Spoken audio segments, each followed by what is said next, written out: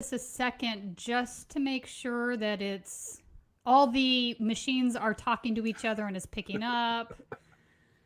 I'm not seeing it yet. Hang on. It might be live on some apps and not on others. It's not live on YouTube yet. And boom, there it is. Now it's live. Okay. Welcome, everybody. How is everybody doing this afternoon? It's Friday. Can you believe it? It's Friday, 4/14/2023, year of our Lord. I am Tina-Desiree Berg, and joining me today for a live rendition of Right Wing Insanity Report is Zach Roberts. Welcome, Zach. Hello. Thank you for having me. We've got lots to talk about today, a lot of insanity going on. It seems like every week there's more insanity, and it's let's be honest, it's not just the right-wingers, or no, it's not just the Republicans that are doing right-wing insanity. There's some Democrats that also do right-wing insanity. Yes. It is a bipartisan affair. It is absolutely a bipartisan affair. But at the start of the show, I really want to talk about this whole situation that's going on with Daniel Perry down in Texas. Yeah. This is kind of taken on a life of its own this last week. We're blaming Tucker Carlson for it because he has put Daniel Perry up to be a martyr, even though he's a murderer. But for folks that have absolutely no idea what we're talking about, you're asking me, who is Garrett Porter? Who is Daniel Perry? What happened? Let's do some background on this. So this is an article, Colin, if you can put up from the Austin Chronicle. Might have to kill a few people. Might have to kill a few people. That's one of his texts. Another text that suggests Daniel Perry intended to commit murder at a Black Lives Matter demonstration. So the murder trial of Army Sergeant Daniel Perry for the killing of Black Lives Matter protester Garrett Foster is halfway over. The trial, District Attorney Jose Garza's most important prosecution to date, began on March 27th and has so far provided little new information about the killing. But prosecutors have developed a fuller picture of Perry's intention and possible premeditation by showing the depth of the hatred he harbored for BLM demonstrators protesting police violence in the summer of 2020. 2 months into those protests, on Saturday, July 5th, 2020, so we're going back to the beginning of this, the BLM protests for George Floyd, Perry, a sergeant stationed at Fort Hood and working as a rideshare driver in Austin, I believe he was working for Uber at the time, accelerated his car into a crowd of protesters at the corner of 4th Street and Congress Avenue. Garrett Foster, a 28-year-old Air Force veteran, openly carrying an AK-47 across his chest, approached the car. So he basically drove in, and I've got video of this we're going to play in a second, stops the car, and he's stopped in the middle of the protest, just sitting there. Garrett Foster walks up to him, and basically Daniel Perry pulls out his gun and just starts shooting him. So he shoots him multiple times. So the driver's side window opened, and Perry shot Foster 4 times in the chest, 4 times to be clear, and the abdomen. Perry turned himself into the Austin police seconds later, claiming he shot in self-defense. Come on now. After Foster raised the barrel of his gun. Austin Police Department officers questioned Perry and let him go at the scene, but then they ultimately ended up arresting him. Colin, let's go ahead and play the video we have. So this is a side-by-side of the incident, one from somebody's dash cam that was across the street, and one from a car that was right, or it might have been a pedestrian holding a phone camera, I'm not sure, directly across from it. So you don't see much action. Garrett's car is already in frame. Daniel Perry's car is already in frame, and you'll see people all of a sudden run because something is said, and then you'll hear the gunfire. But let's go ahead and play that.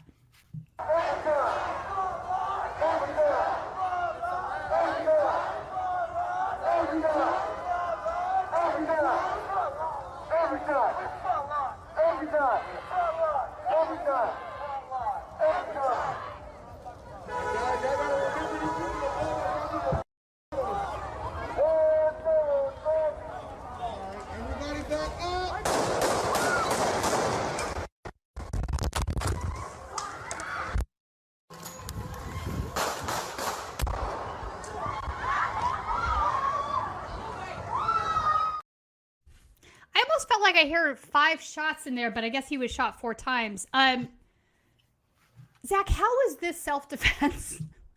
One thing, the sad part of this is that when you gave me the list, or when this court case started being discussed again in the news, I had to remind myself which one of these incidents this was. Right. Because during the Black Lives Matter protests in 2020, I was trying to remember what the actual number was, but it was dozens of cars that had driven into protesters and injured and seriously injured many people on this. And this was one of the few instances that thankfully, I don't know how else to phrase it, but like someone was, but it's not, I mean, as many of these messages show that we will talk about in a little bit, is the fact that like there was the discussion is that it's really difficult if you bring a gun and by bringing a gun to a peaceful protest and driving a car into it, you're creating the scenario where you have to defend yourself in quotes. In the same way, if you went to somebody else's house and knocked down their door and they defended themselves, this is something that usually only police can kind of get away with, which is they knock down the door of somebody's house and shoot somebody and say it was self-defense because they pulled a gun. A normal citizen, doesn't get to pull that, or shouldn't be able to pull that. But he's got Tucker Carlson and the governor of Texas on his side, so laws don't mean much anything if you have the biggest Fox News host on your side. So that's true. So let's talk about that for a second. So what started the ball rolling on Governor Abbott looking to pardon him now is that there was a segment that Tucker did basically claiming the situation was self-defense. The way he presents the facts is a little skewed. Take it with a grain of salt, as Tucker Carlson. But also, he's entirely not bringing into the conversation the trove of Facebook messages, Facebook Messenger messages, text messages that were shown to the jury during the trial. And let me read one of them before we play the Tucker Carlson, so people can understand what we're talking about. So this was an exchange that Daniel had with somebody named Justin Smith on Facebook Messenger. This was on May 31st, 2020. So Daniel Perry says, I might have to kill a few people on my way to work. It's a typo, something, air rioting outside my apartment complex. Justin Smith responds, can you legally do so? Daniel Perry says, if they attack me or try to pull me out of my car, then yes. Then he says, if I just do it because I am driving, then no. Justin Smith says, yeah, right, LOL. Followed by, make sure to use only one shot on the protester, so if they try to flood you, you've got enough rounds for them all. Daniel Perry responds with, I will only shoot the ones in front and push the pedal to the metal. Justin then says, you got that much control over your bloodlust? LOL, boy, have you matured. All you would beat the fuck out of them, then rape a few. Daniel responds, look, I would probably barely have ammo left over with the static I have to conserve my ammo for the trip back to home. Justin Smith says, get a bigger clip, LOL. Daniel responds, it is not about the clip. I only have 150 rounds. Are you kidding me? Only 150 rounds. Justin Smith says, LOL, you're fine, with like a bunch of I's and E's. Yeah. Daniel Perry then says, dude, I need to save ammo for when I go up to Dallas to visit you. Daniel Perry then says, there are at least 1,000 rioters and they probably have guns. Okay. Justin responds, what will be the turnout you think? Daniel says, no protesters go near me or my car. Then Justin says, can you catch me a Negro daddy? Little racist response there. And Daniel says, that is what I am hoping. So obviously, and there's a bunch more like this. This isn't the only one. I'm just reading one so folks have an idea of what we're talking about. So the jury heard all of these messages, which sort of led context to this being a premeditated murder. If you're constantly talking about going out and killing BLM protesters with your gun or your car, and that's what you end up doing. Yeah. This, I mean, this is like literally you listen to and you read it. This is the problem is that this is the only thing we ever find out about. It's like we find out all the background past about a mass shooter or something like that. If they're the one of the recent shooters, we find out everything they know about them on social media.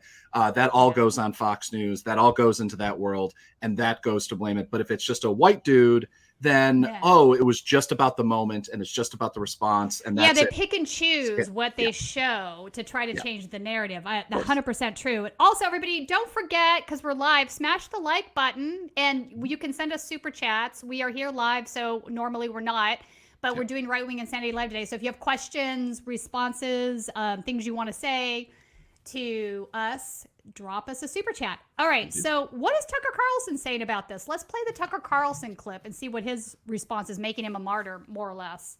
Of course. So during the last outbreak of armed extremism, which of course was the BLM riots of 2020, a former Army sergeant called Daniel Perry was driving for Uber in Austin, Texas. He was an Uber driver.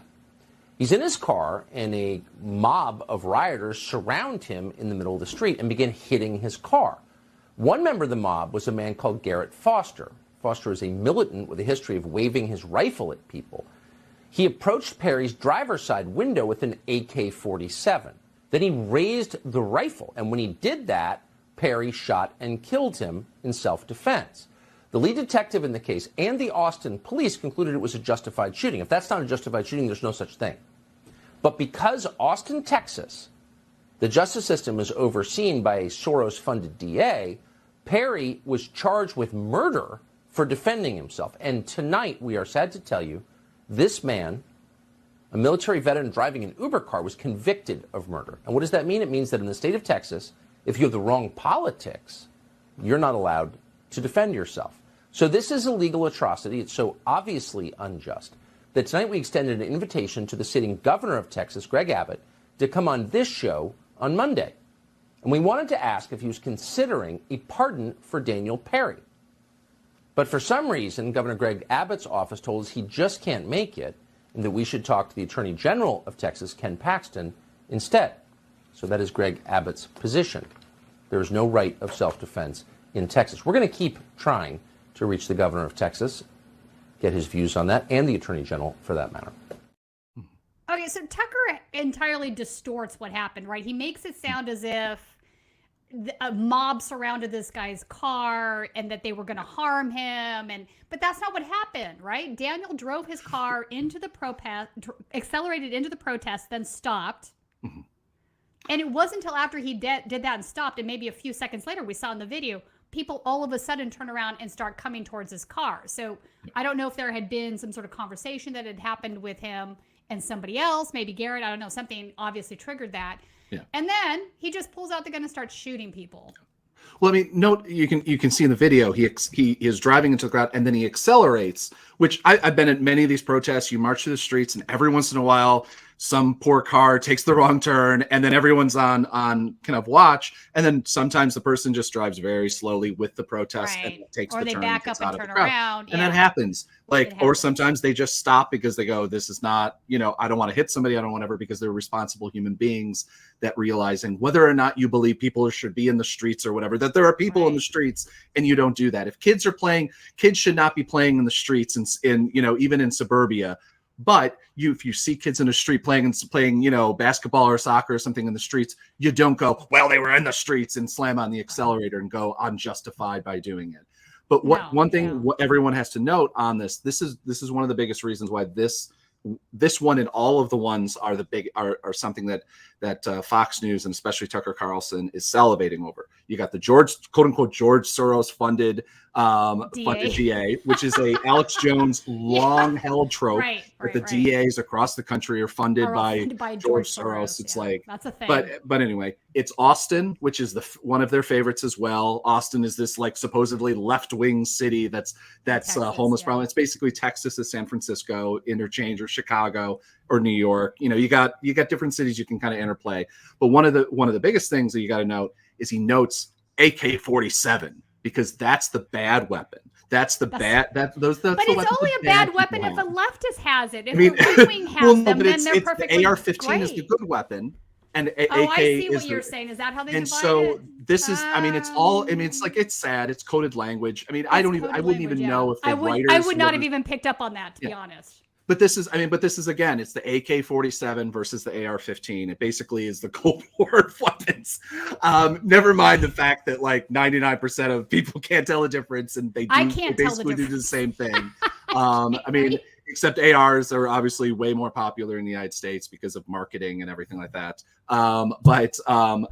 It's sad how like simple the thing, just the template is, that the script writers for Tucker, whatever the producers are these days, I know that a couple of them over the years have gotten let go because they've been posting on white supremacist forums. Right. But whoever it is now, they got to just have like a template. Be like, oh, cool. It's, Mad Libs. Be like, oh, we got an AK-47. We can pull that in. We got Austin. Oh, that's good. We can pull that one. And everybody loves that one.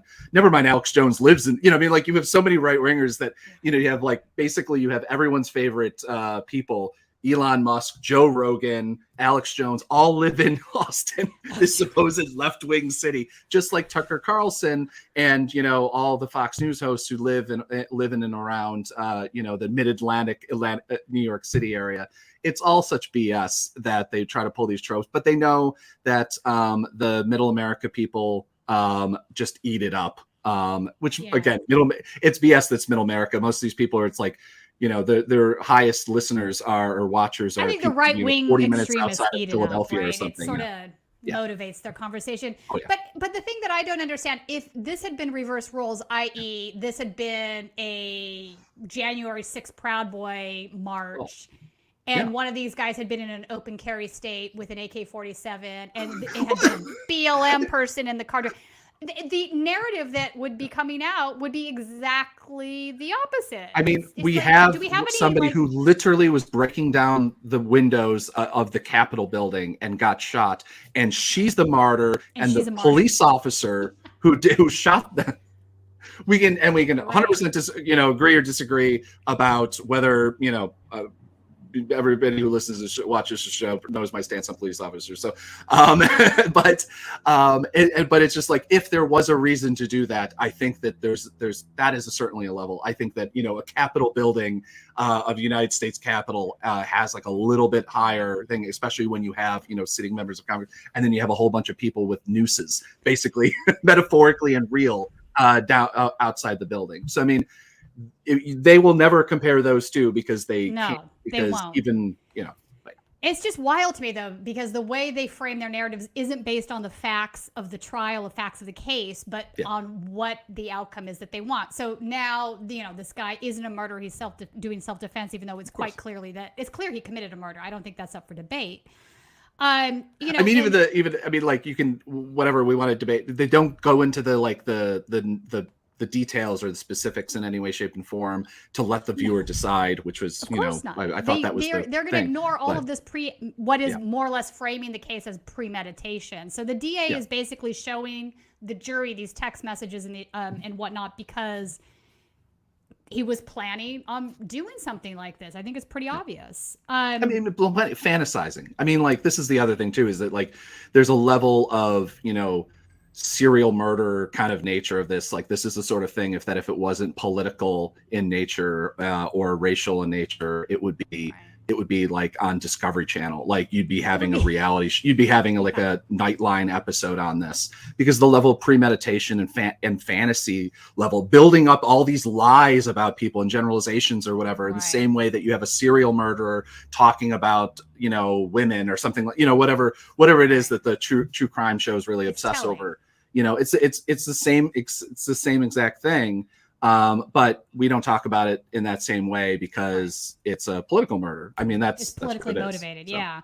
So now I want to pull up the Austin American-Statesman website. So in lieu of Tucker's call to arms for Governor Abbott, he didn't go on the show, but he is now asking that a pardons board review the case, and maybe he might be interested in giving him a pardon. This is crazy to me. So this piece talks about that a little bit. A Travis County State District judge has unsealed court records that reveal more anti-protester social media posts and racist messages that the jury did not see or hear while deciding whether to convict Daniel Perry on a murder charge in the death of protester Garrett Foster. So now we're talking about messages that the DA had, but they didn't use in the case. They were sealed until, I guess, 2 days ago. So now they're unsealed. And now we're seeing even more of his racist messages, right? Yeah. So the post unsealed Thursday included messages that said, Black Lives Matter is racist to white people.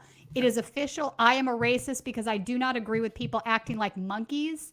Obviously, calling folks monkeys is a very racially charged term. We know what he means by this. Governor Greg Abbott and Lieutenant Governor Dan Patrick, both of whom have called for Perry to be pardoned of his murder conviction in Foster's death, did not immediately respond to requests for comment Thursday about Perry's comments on social media calling him a racist. So again, nobody wants to address any of these posts or these text messages that he'd been making on the other side. They're just pretending they don't exist.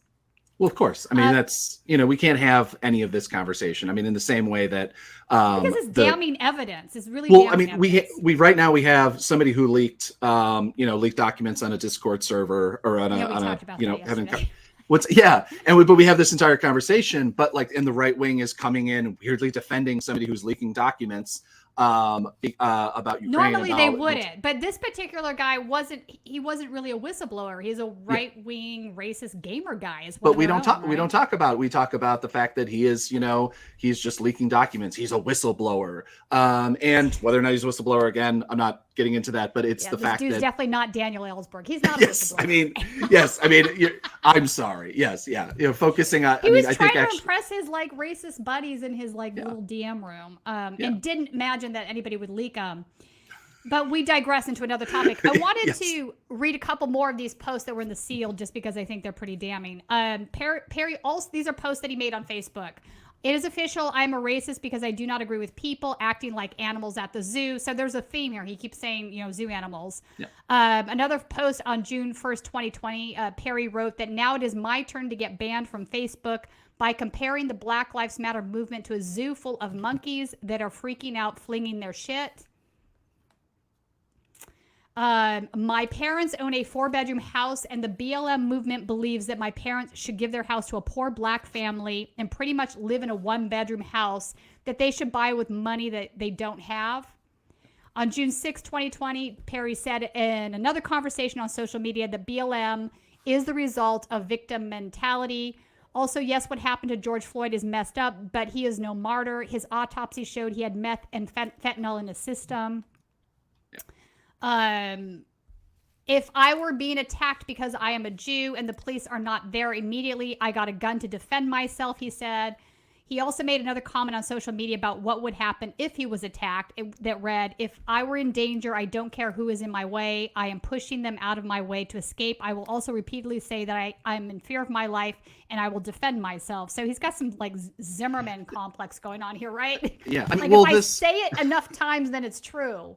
This is the insane logic of, the castle doctrine gone completely, citywide, and the fact that wherever you are, there's like a bubble around you that now becomes your castle, where it's not just if you were home and somebody's breaking down your door and you have a firearm, defend yourself, I guess, do whatever you need to do. But if you're on a random street that you chose to be there, this is he's building these scenarios where it's just like, yes, if they come at my house and I'll do this, and it's like, sure. If Black Lives Matter knocks down your door with pitchforks and torches, then I guess sure, do. Sure. But the fact that you're driving down a random street that you chose to be on to go there and do it. It's he was looking to do it. I think that's pretty obvious. Yeah. And so it's just like, that's not how self-defense works. Nah, the jury found him guilty for obvious reason. I don't think it's up for question. So, but Tucker Carlson and his fans are going to ignore those. So, Governor Greg Abbott said he has requested the Texas Board of Pardons and Paroles review the case of a man found guilty of murder on Friday. This was on Sunday that he did this. After testimony from dozens of witnesses, a Travis County jury found Daniel Perry guilty of murder after he shot and killed Garrett Foster in July of 2020. The jury found Perry not guilty of aggravated assault, the other charge he faced. That's interesting. I wonder why. Perry claimed he shot Foster in self-defense, but in a statement on Saturday, Abbott seemed to back Perry's claim of self-defense in the incident. Now, mind you, this is after the Tucker Carlson program. Yeah. So this is Perry's claim. Quote, Texas has one of the strongest, wait for it, stand your ground laws of self-defense that cannot be nullified by a jury or a progressive district attorney. Unlike the president or some other states, the Texas Constitution limits the governor's pardon authority to only act on a recommendation by the Board of Pardons and Paroles. Texas law does allow the governor to request the Board of Pardon and Paroles to determine if a person should be granted a pardon. I have made that request and instructed the board to expedite its review. Mm-hmm. Yeah, let me replace if women have the right to access to health care, and I don't care what any judge or jury says. But but this is, I forgot, this is about the Second Amendment and imagined fantasies of people defending their, whatever side. One thing I do want to note is that if you read his tweets, and these are all, or tweets and messages and private things, this is all talking points that Tucker Carlson and Fox News have been feeding him. Right. At the same time. I mean, at this point, it's sad to say, is that like, this is one of those where you're creating, Tucker Carlson is basically creating content. He's created a narrative. Yeah. Yeah. I mean, this is a TikToker that, creates a scenario where everybody attacks them, and then they get to create new videos about being, I'm attacked. What should I do? Everybody in the world wants to attack me. This is what Tucker Carlson, this is the white, this is how everyone's out to get me, white people narrative that Tucker Carlson loves to feed into everybody. I agree. He's creating a narrative. Lie flies around the world. People believe it. Most of his audience are never going to go and bother and look at the court testimony that was presented that, explains why the jury ruled the way they did. I want to take a moment here to read some other messages that were in there regarding other stuff that he's kind of a rapey McRapey-Stein. He's not just a racist guy. So, Colin, let's put up some of these outgoing messages from Steve Monticelli's. Yeah. So, outgoing message, name Daniel, age 33. This is on a dating website. Do you want a real long relationship? Yes, blah, blah, blah. So, responds, okay, so I'm 16. I'll be 17 in 3 months. You sure you want me? Post contains an X indicating it was removed from the device. Outgoing messages. What state? Says, huh? Outgoing message. What state do you reside in? As if it matters whether she's 16 or 17, like what state she resides in? Like, or is he like doing some calculation in his mind about interstate laws of consent? Does actually matter a little bit more. It'd be whether it becomes a federal, So, outgoing message. What state reside? And then says, nah, you too late, boo. Outgoing message, okay. Outgoing message, bye. Then he says, you're lost, because he apparently can't let it go. Then she says, oh, okay, call me. And then he says, you have Skype. Also promise me, wait, here's where the part I wanted to get to. Also promise me no news until you are old enough to be of age. Yeah, not only did he kill, not only is he everything that supposedly he's a groomer as well. So I mean that's super fun that the governor of Texas is now fighting along with Tucker Carlson for an actual groomer, right? An actual groomer. Show. Yeah, actual groomer. All right, so now let me go to the part where he admits to, wait for a minute, killing a homeless man by accident. How do you kill a homeless man by accident? You don't. So let's pull this whole thing up. A review of Daniel Perry's cell phone extraction revealed native messages exchanged between Daniel Perry, who's the phone owner, and a phone number saved in the device as Justin Smith. I'm thinking it's the same guy he was messaging with on Facebook. Mm-hmm. Outgoing message, I killed a homeless man by accident. The police already know and they let me go. Justin says, huh? Daniel says, with all the BLM stuff going on, I am worried about getting arrested for an accident I had a few months back, referencing the same thing. I did the right thing and called the police and ambulance. The police said I was good to go at the time. I even did a police report too. So he says, I hit a pedestrian with my car going 55 miles per hour at least. The police had not told me what happened to him, nor have they contacted me, but I am worried it is going to pop back up because of his race. Okay, so also he's homeless, I guess. Yeah. They charged a cop for killing a black man. What is stopping them from prosecuting me for hitting a black man at 35 South, the highway, not the service road? This is another guy, Michael, so he's talking to a different guy now. I think you're working yourself up for nothing. Their focus is on police brutality because they're limited to no real checks. They're not going to come after you for an accident like that. Then Daniel says after they got what they want from police, then they are going to go after self-defense and people who were hit by cars.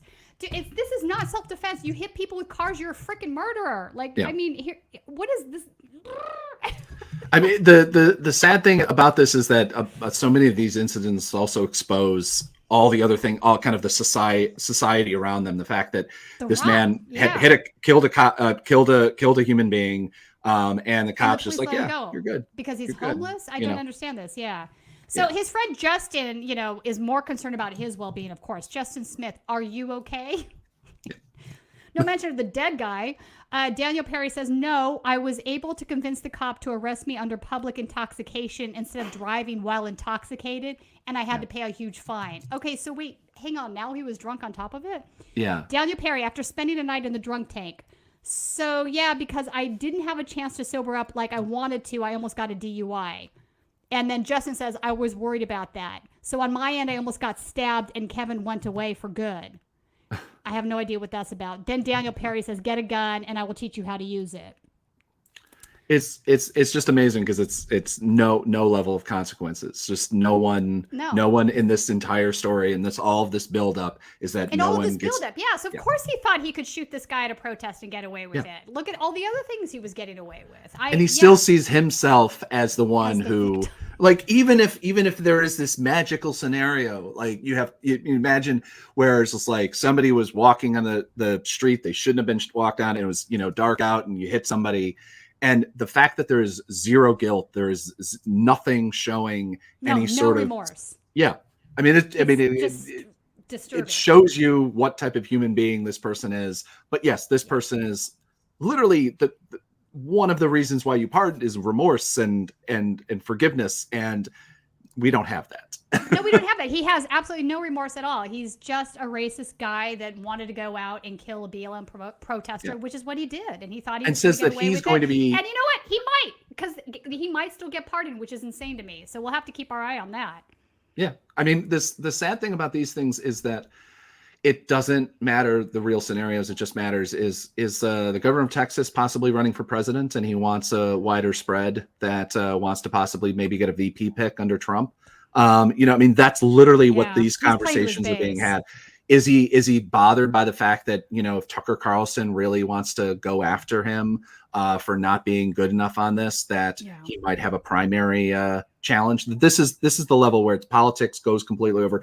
The right constantly blames the left for like doing that when it comes to DAs, and when it comes to, it's like, oh, they're just trying to get reelected. That's why they're, soft on crime, because, whatever the BS that they try to pull. But it's just like, this is literally the conversation. Why else would a law and order governor possibly want to try to overturn the conviction or pardon somebody who admitted like that he wanted to do this, that this was not an accident, that this was not, that he had premeditation, that he wanted to go there, he wanted to set it up, he was prepared. It's not like he just was like, people have handguns, it's Texas, people have handguns in their car. It's not like he just had it in his car and there was an instant. Right. He was prepped and ready to go and had conversations about having the right amount of ammunition. And it's 150 rounds apparently. Yeah. All right, so we'll have to keep our eye on that, see what Governor Abbott ends up doing here. But this is just a crazy scenario. It just shows you how absolutely polarized and biased our government is at this point. If you are in a red state that wants, red state folks to, do what they want to do, then that's what happens. That's where we're at. The Overton window has moved so far to the right. It's crazy at this point. I want to turn now to the Tennessee 3. This is a story we've been covering on Status Coup for the last week and a half. For those that aren't familiar, I'll just give you a quick background here. This is the House of Reps in Tennessee. They have Tennessee GOP has expelled 2 black elected officials because they engaged in a protest on the floor that had to do with gun safety laws. The GOP obviously doesn't want to pass any of those. And it was mainly nothing violent. It was just mainly a protest. One of them had a bullhorn. It all well within First Amendment rights, as far as I'm concerned. No actual reason for expulsion unless you're a flaming racist. Well, now we have new leaked audio that the Tennessee Holler has gotten their hands on that is very telling. This is inside the Republican caucus, and they're discussing the fallout from this, because the fallout came hard and fast. The rest of the country that is not in their little insular, GOP Tennessee state was appalled by what happened, because it is a form of fashion. You just don't get to expel an elected official because you don't like what they said. That's not how this works. They are still an elected official. They are there to do the work of the people that put them in office, and that is who they respond to, not the Tennessee GOP. So I want to play this audio so folks can hear this, because it's pretty wild, and then we'll talk about it a little bit. Speaker, ladies and gentlemen of the House, there have been 377 school shootings since Columbine. More than 349,000 students have experienced gun violence at schools since Columbine. These schools deserve to be named. March 27th, 2023, the Covenant School, Nashville, Tennessee. March 20th, 2023, Lamar High School, Arlington, Texas. March 7th, 2023, Thomas Carr Howe High School, Indianapolis, Indiana. February 2nd, 2023, Ridgeview Junior High School, Pickerington, Ohio. January 31st, 2023, Geary High School, Geary, Oklahoma, or Geary Elementary School, Geary, Oklahoma. January 30th, 2023, Gila Ridge High School, Yuma, Arizona. January 26th, 2023, Taylorsville High School, Taylorsville, Utah. January 20th, 2023, starts right here, Des Moines, Iowa. January 10th, 2023, William Penn High School, Newcastle, Delaware. January 6th, 2023, Rich Neck Elementary School, Newport News. Speaker. Okay, that's the wrong video. I don't think I have the video then. You do. It's on the Tennessee Holler. I sent it to you. Well, Leaked audio of Tennessee Republicans. okay. Well, if you didn't say to grab it, then I didn't grab it. Okay. Do you see the, can we put the tweet up then? Colin? 1 sec. Okay, I didn't know if you were, it's right after the Perry ones. Leaked audio of Tennessee Republicans. Oh, weird. I don't know how I missed that. That's right. Give me 1 sec. Live. I sent you a lot of stuff today. It's all right. We can play it. There it is. Yeah, there it is. Okay, so let's go ahead and play it from the tweet then.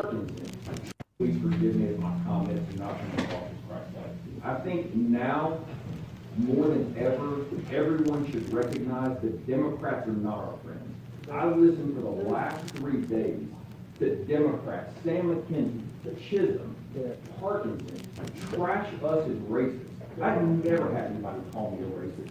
And for the last 3 days, all I have heard from them is how this is the most racist place. One of these white supremacists. Good Lord, we have to realize they are not our friends. They can smile, and man, that doesn't mean I can't be polite to them, but they are not our friends. They destroy the republic and the foundation of who we are, or we preserve it. That is the reality where we are right now. And if these last 3 days have not proven that, you need to find a new job. There's never been a more important time for us to be unified. There's 75 of us.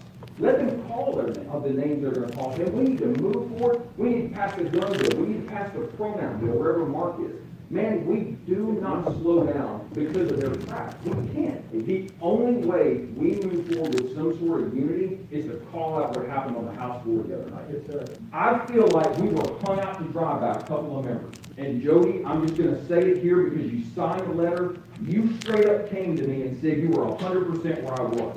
And you went on the House floor and you did the opposite. Man, you hung us out to dry. And I like you personally. This is not personal. And if Brian Terry was here, I'd say the same thing to him. This would have been bad anyway, but dear God, we brought the racism into it because you didn't stay with us. But I need to know, and I don't want to hear why there wasn't a preponderance of evidence and an attorney. I need to know why you flipped your vote at the last minute. You didn't let them know beforehand. Giving Johnny a 15-minute heads up doesn't cut it. And if Brian Terry was here, I want to hear from him too. I have to know. We're going to kick the staff out. This is the place to say. I haven't lied to anybody, not one time. And it pisses me off to suggest that I have. And some of my friends in here suggested that I lied. And that's bullcrap. I walked into that room to vote to expel all 3 of them, just like all y'all. And the letter that I sent to the speaker, it says exactly what it says. Throw the book at it. Everything you've got. It doesn't say expulsion. It's not in there. But doesn't matter. I was ready. I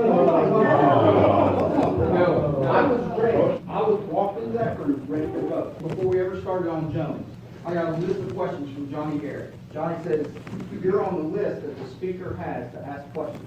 Sat there through Jones, made notes. I went to Johnny and said, Johnny, can I go off script? Johnny says, yeah, go for it. Speaker never called him. We voted. I hit the green vote because that's what I'm there for. Then we get into the floor again, and immediately the questions start coming up about the resolution. I know what she did. I know that she did broke the rules, and I know that she deserves to be expelled. We got to do it right, and that wasn't right. While this is going on, Reader came to my desk. He said, hey, you think we're doing good? I said, no. We haven't established the case. Gino's had 2 cracks at her, and the only thing he's established is that she stood at the well. That's it. It didn't fix any of the problems with the resolution. He didn't establish that she's been here 10 years or 12 years and knew the rules better than others did. Why were we still in session? Because we're in between bills. Why did you get gavelled out of order? Because the speaker had to get order. Was disorderly conduct and caused chaos in this whole place. That line of questioning is exactly what I told the leader I needed to ask, because we don't have it right now. He didn't sit there and say, you need to vote yes anyway. He didn't whip my vote. He walked off. He didn't go to the speaker and tell the speaker to call on him. So if you're all going to come all at me. I'm not sure how much. It's a 10-minute video. I'm not sure how much you wanted to play. Yeah, that's probably enough of it. So Barrett goes on to basically, Barrett is the most rational. I'm not going to say he's totally innocent here because he was going to vote to expel all 3 of them. But he's basically making the case now that they didn't make a strong enough case to expel Gloria, and that is why he voted against that. And they had counted on his vote to get her expelled too. So now, just for everybody not understanding what's going on here, there was a 3rd Democrat that was there at the well with the other 2. She was a white woman. And this is why people are saying it's even more racist, is because they only expelled the 2 black gentlemen and not the white woman, right? She was allowed to stay. But basically Barrett's saying, and he's an attorney, he's basically saying, you guys didn't make the case. All you said was she went down to the well, but you never said or made the case that she was part of the chaos that happened, blah, blah, blah, blah. Now, mind you, I'm not going to give him a free pass, though. I mean, he's correct on this, but none of them should be expelled. They should be able to speak their minds. They weren't violent. They didn't violate any laws. This is, First Amendment protected speech. You just didn't like what they say. I do think it's very telling that he says we have to stick together because the Democrats are trying to destroy the Republic. I actually believe that these extremists believe that, right? They believe anybody that disagrees with them, that doesn't see the world through the same lens that they do, is going to destroy the Republic. They live in echo chambers. They believe this stuff. I think it's very dangerous. So the audio is not the greatest either, because you could tell it was not recorded. It was recorded on the sly. I don't think people, obviously they didn't know it was being recorded. What is your take on all of this, Zach? Do you have thoughts on this?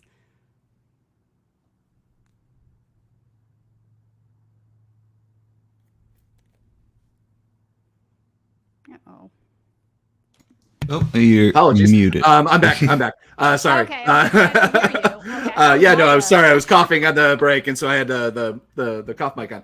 There you go. But like anytime that the Republicans tell us who they are, and when they say that basically any idea of bipartisanship is not something they believe in, that they believe it's a good versus evil thing. I mean, they are the enemies. They are that.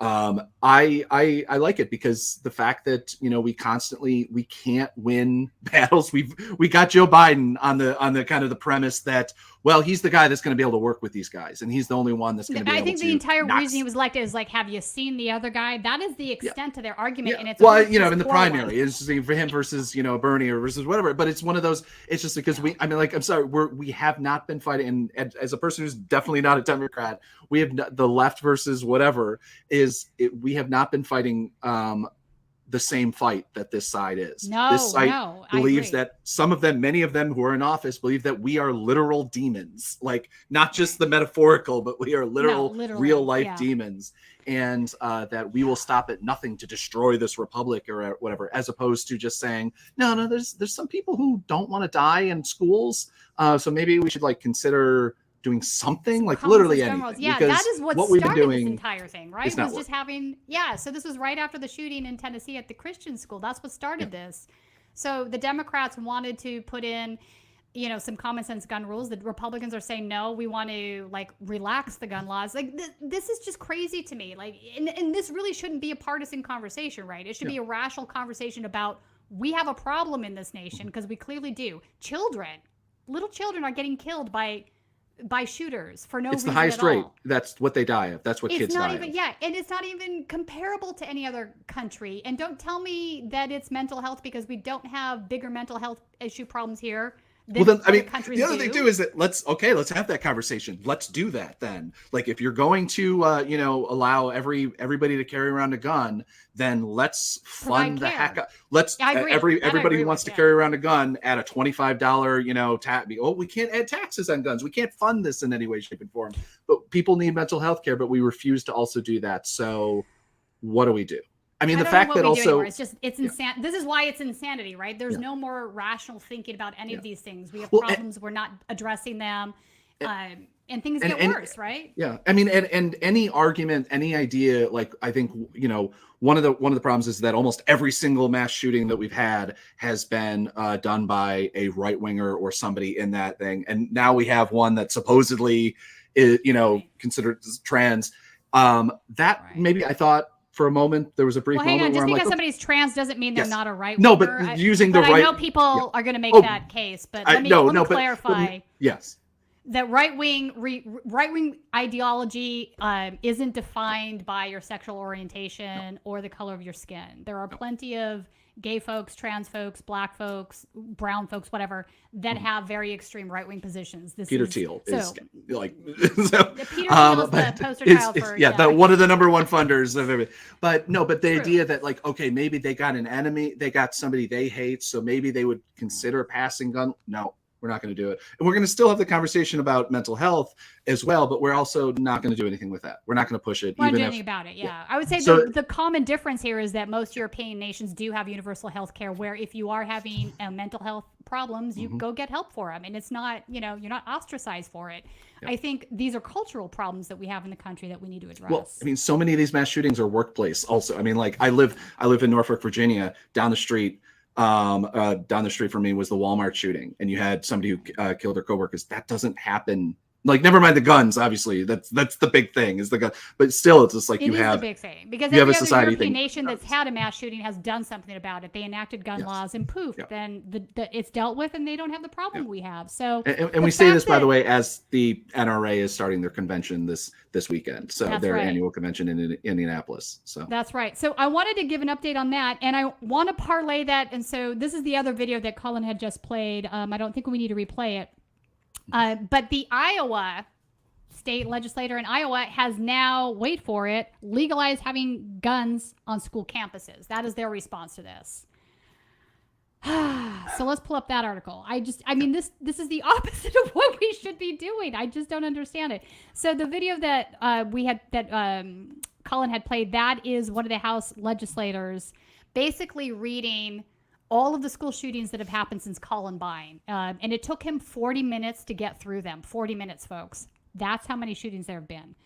All right, so Iowa House Republican voted on Wednesday to make it easier to bring guns on the campuses of Iowa schools, community colleges, and universities, and to require public schools to implement a K-12 gun safety curriculum that was developed by the NRA. I kid you not. K-12. We are going to put our kindergartners into an NRA curriculum for gun safety. Please make this make sense. I just don't have words for this. I just don't. HF654 passed 62-37 with only 2 of 64 Republicans voting against the proposal, which was criticized by gun safety advocates and Democrats alike. It's insanely shameful that only 2 Republicans were willing to say, no, this is a bad idea. I mean, the sad thing about this as well is that, as somebody who's covered multiple NRA conventions, my uncle was a gun lobbyist, so like I'm quite familiar with the kind of the world. Is that the NRA is actually seen widely within like a lot of people even go to NRA conventions as not doing enough, as not going far enough in things. You're kidding me, and that's right? why a lot of these groups like guns. Oh my God, I'm blanking on the name. Something America, that do basically the lobby days in Virginia. They are really like they're getting bigger and bigger and bigger because they have zero. Like at least the NRA used to have like they theoretically said they had a line, they would have some sort of line, but these groups don't have any line whatsoever. And the idea that like there is no place that guns shouldn't be allowed. There is nobody basically who shouldn't allowed to have guns. And, we've seen what Republican politicians are open to. It was Ollie G. I forget whether it was Ollie G when he was Ollie G, but his show where he was talking about, having programs with 3 and 4 year olds with training them on guns. And they were all like, yeah, that's a great idea. I'll film a commercial for it. It's a terrible idea. I mean, what are you guys thinking? 18-year-olds don't even have fully developed brains. 20-year-olds don't have fully developed brains. There's like a level of like awareness. Yeah, there's a level of like awareness of guns existing and knowing what to do with them. I grew up around guns to some, like I was shooting guns at a relatively young age. But I wanted nothing to do with them because I knew what the consequences of them are, because I was taught, this is what really happens, Yeah. And they're not inanimate objects. I mean, they are, but they're dangerous inanimate objects. Yeah. We now have one of the most popular conversation about that. I mean, come on. One of the most popular handguns, I'm trying to remember, I forget what the model was just reported that I don't know if it's being recalled or if they're actually doing anything, but it has multiple times just fired upon it by itself without even someone pulling the trigger. Because that's the other thing. Why aren't people keeping safeties on their guns? Or the other problem too is that a lot of these guns are poorly made in a way that that they show off. But I'm just saying, but yeah, no, because one of the problems that, one thing that I constantly get told is like, why don't you have safeties? Why don't you have these things? And they say it's like, well, it defeats the point of having a gun available. And this is the problem where it's just like well, if you have to unlock a safe, you have to do unlock everything, get your gun out of things. Big of look at. Come on now. I remember covering the NRA convention, and there was a booth that amazed me, and it was basically they sold you basically like bookcases and bedstands and things like that, where you could hide guns, and the guns would literally you'd tap a thing, and the guns would come out, so you could immediately grab it and ready to go. And I'm talking about like behind, you could just go like this and pull out a shotgun. You could have a coffee table that you hit a button like right? It's basically like John Wick's, like cabinet, of things hidden everywhere around the house. And so, like one of the things that like I've noticed is that I've been going through and like re-editing and looking at all these photos and videos and interviews that I've done at multiple years of the NRA convention and watching that what they effectively did is they made guns aren't even about the Second Amendment anymore. This is American culture. They've made it as apple pie and cheese. Also, don't you believe that the NRA is a gun lobbying group for gun manufacturers? I mean, isn't their key thing at the end of the day to sell more guns because it enriches the gun man? I mean, isn't that the point? Oh yeah, no, I mean, and opening up those things. I mean, it used to be many years ago. It was just a gun training thing back when we didn't have mass shootings, and they actually did do gun training, and they did teach kids in high school how, because like, again, I lived in upstate New York.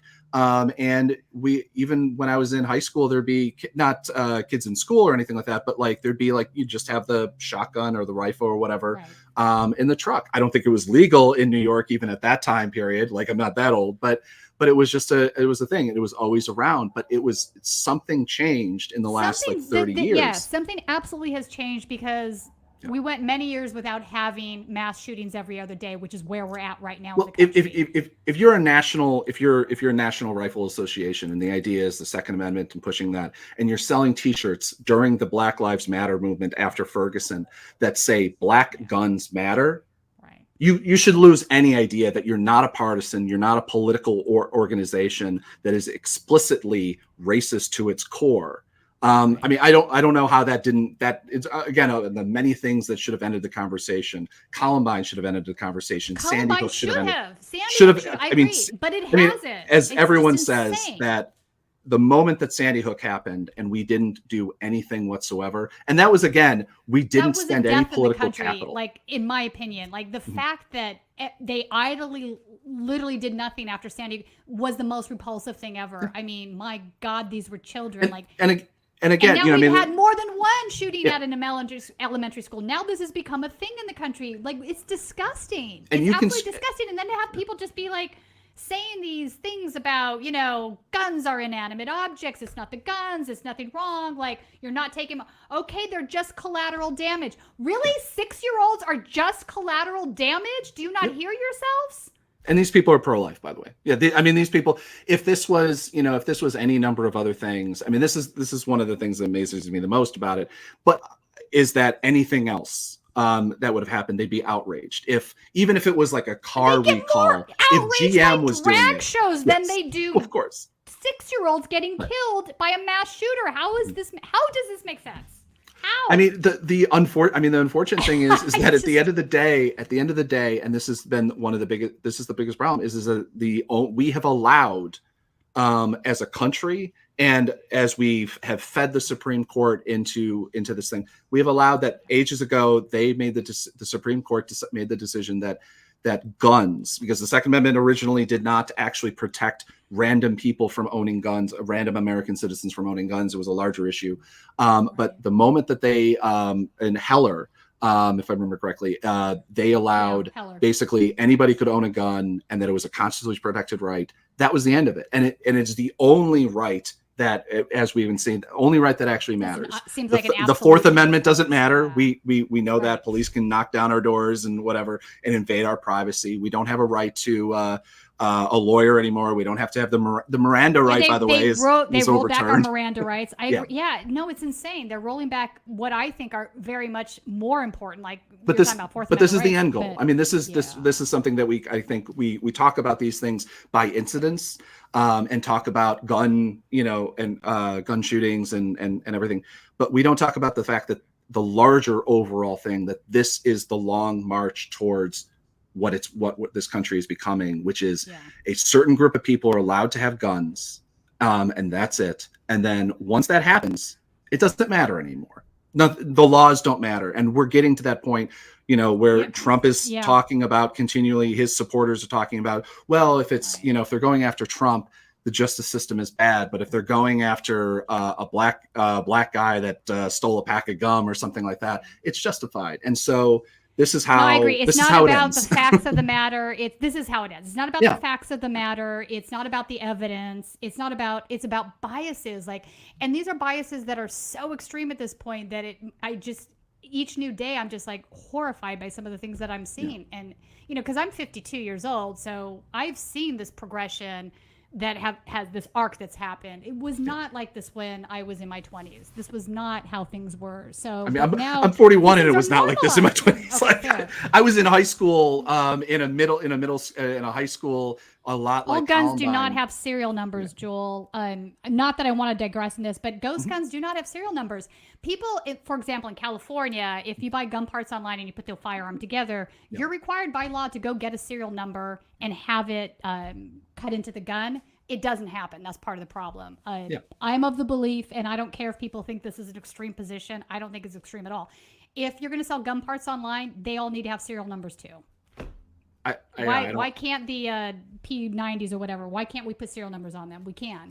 I mean, let's be clear. Most of these guns are being used to do really nefarious things. So don't tell me you're about law and order if you have a problem with that, because you're not. You're where we are with the Constitution and the Second Amendment, though, and this is the big problem is that anything at all that restricts a person from basically immediately acquiring a handgun or any type of firearm. Is a restriction on someone's right. Yeah, and they lose their mind. They absolutely lose their mind. Now, maybe if they lost their minds over the deaths of 7-year-olds, we would have something. But this is morally bankrupt. How do folks do not see that?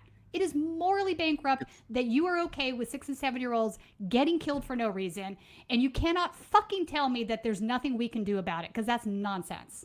Well, don't you? I mean, it's arm the teachers, right? I mean, that's what the next step is. The same teachers you don't trust. Another stupid idea. Same teachers you don't trust too. I mean, and by the way, in one of the last shootings, I just say I don't even remember at this point. The teachers were armed at one of the schools, and so I mean, those arguments. Which, by the way, that somehow didn't catch into the right wing media blaming all these people. I mean, we've moved past Uvalde. We have a bunch of trolls in our chat today. Yeah. Oh, fantastic! Hi. I'm just noticing. I'm like, Oh, yeah, here's comes all the gun nuts are in there. A gun is a tool for self-defense. It can be. That doesn't mean it always is. I mean, so this is the shit I'm talking about. This is irrational nonsense that you're spewing that does nothing to further the conversation in any meaningful way. I'm sorry, but if you're going to tell me there is nothing we can do about gun violence in this country, you're an idiot. It's that simple. I mean, all right, I'm not responding to any more trolls. I mean, the sad thing, I mean, the comparison between, cars and guns, or we register, you train you, we do all these things have been made. The problem is that we've lost even the idea that like that's a comparison, because the idea that anything that the Second Amendment is not just an amendment anymore to the Constitution, it is a God-given right. And the fact that, your availability of a car and vehicle and transportation is not that. So none of that matters anymore. And honestly, the sovereign citizen kind of wing of America has realistically taken over what we are as a country. And a lot of Republicans that are in office are sovereign citizens to some level. I mean, we certainly saw that after the 2020 election, that many of them just believe that their versions of the readings of Constitution and voting rights law and that sort of thing are what is doctrine. But we're past the point of reasoning, and we are long past the point of reasoning. So let me just go through some of the details of this Iowa bill, just so we have those down. So additionally, if the bill becomes law, no Iowa Regent University or community college will be able to implement a policy that bars people from bringing dangerous weapons on campus if those weapons are stored in a locked vehicle and out of plain sight. The NRA and Iowa Firearm Coalition endorsed the bill. Of course they did. And the bill also prohibits all state and local government entities from restricting any employee's right to keep weapons and ammunition in their vehicles.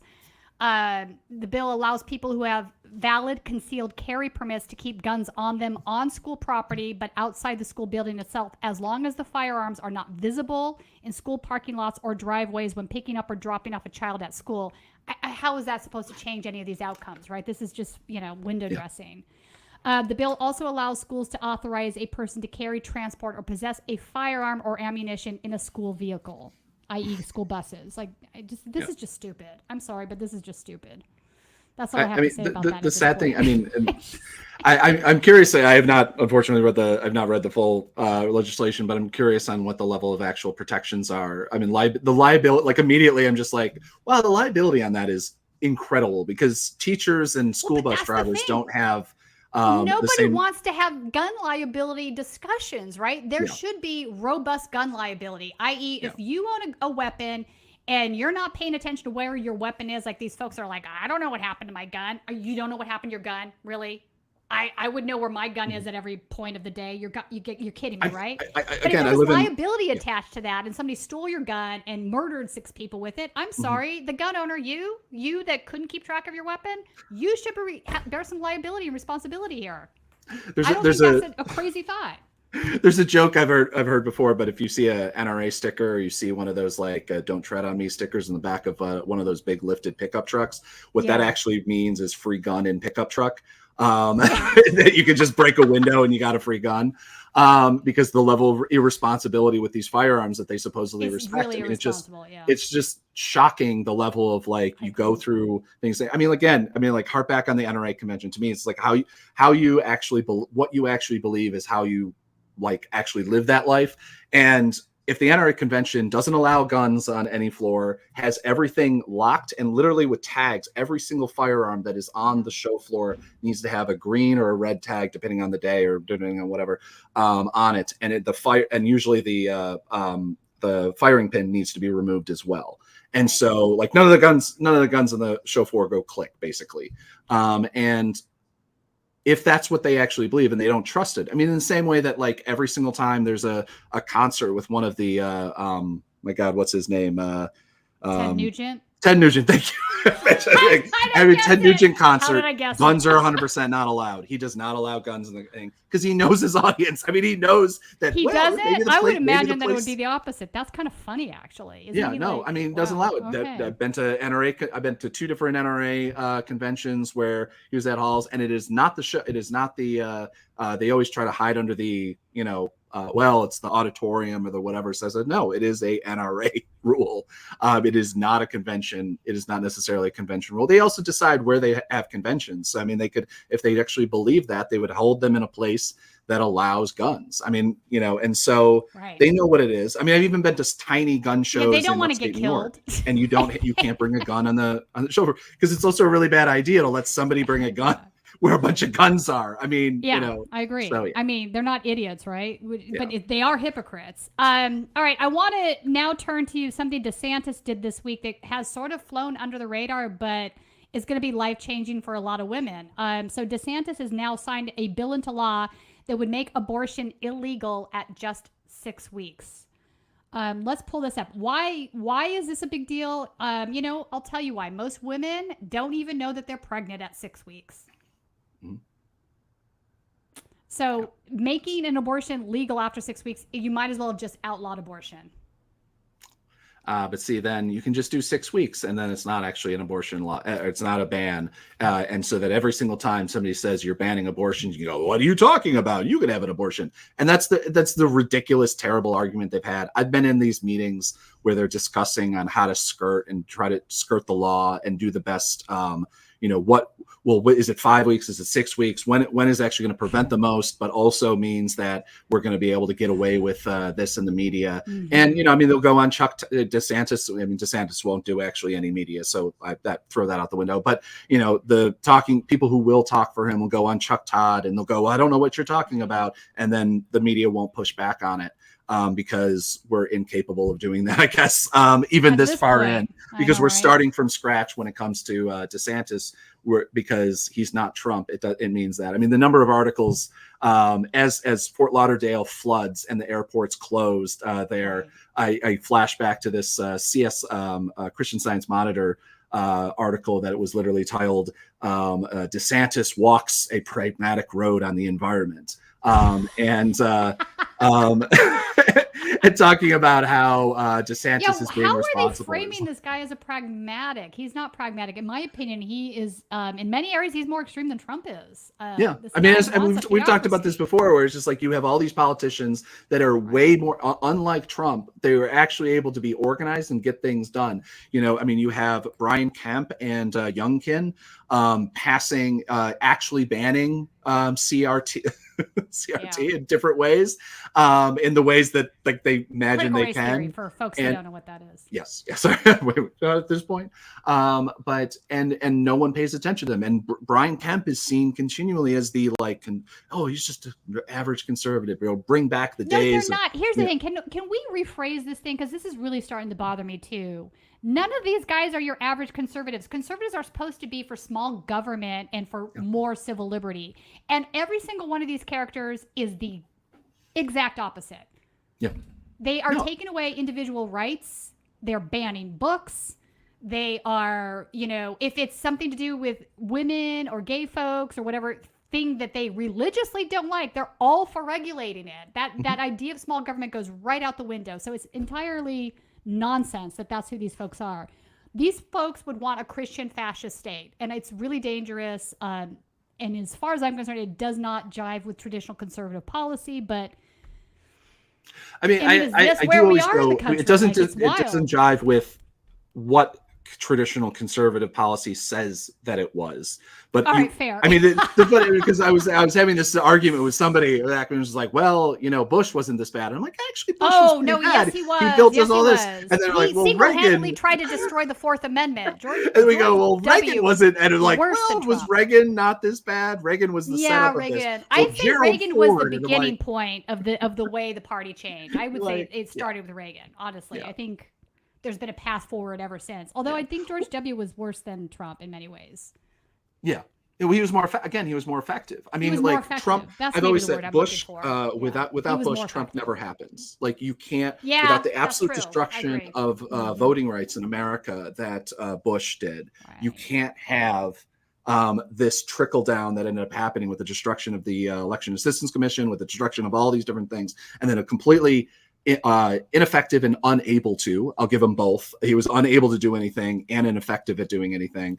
8 years for Obama, but you have the illusion that things are good or things are better and getting better. And then you can have Trump right away, because you have the illusion that the black man ruined the country. And that's why the Oath Keepers started coincidentally in 2009. Yeah, I don't disagree. Let's pull up and go through some of the highlights of this article so everybody has the facts. All right, so DeSantis just signed a bill into law that would make abortion illegal after 6 weeks. Democrats tried to alter the bill, including by invoking a tactic Disney used to fend off DeSantis.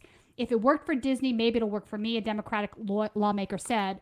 So Governor DeSantis of Florida signed a near-total abortion ban during a private ceremony at his office just before midnight on Thursday. So he's obviously trying to fly under the radar, private, at midnight. He doesn't want the press there. The governor had been on a book tour in Ohio earlier in the day before flying back to Florida, where he was surrounded by roughly 24 supporters. His schedule shows his traveling to Virginia on Friday to speak at the Evangelical Liberty University.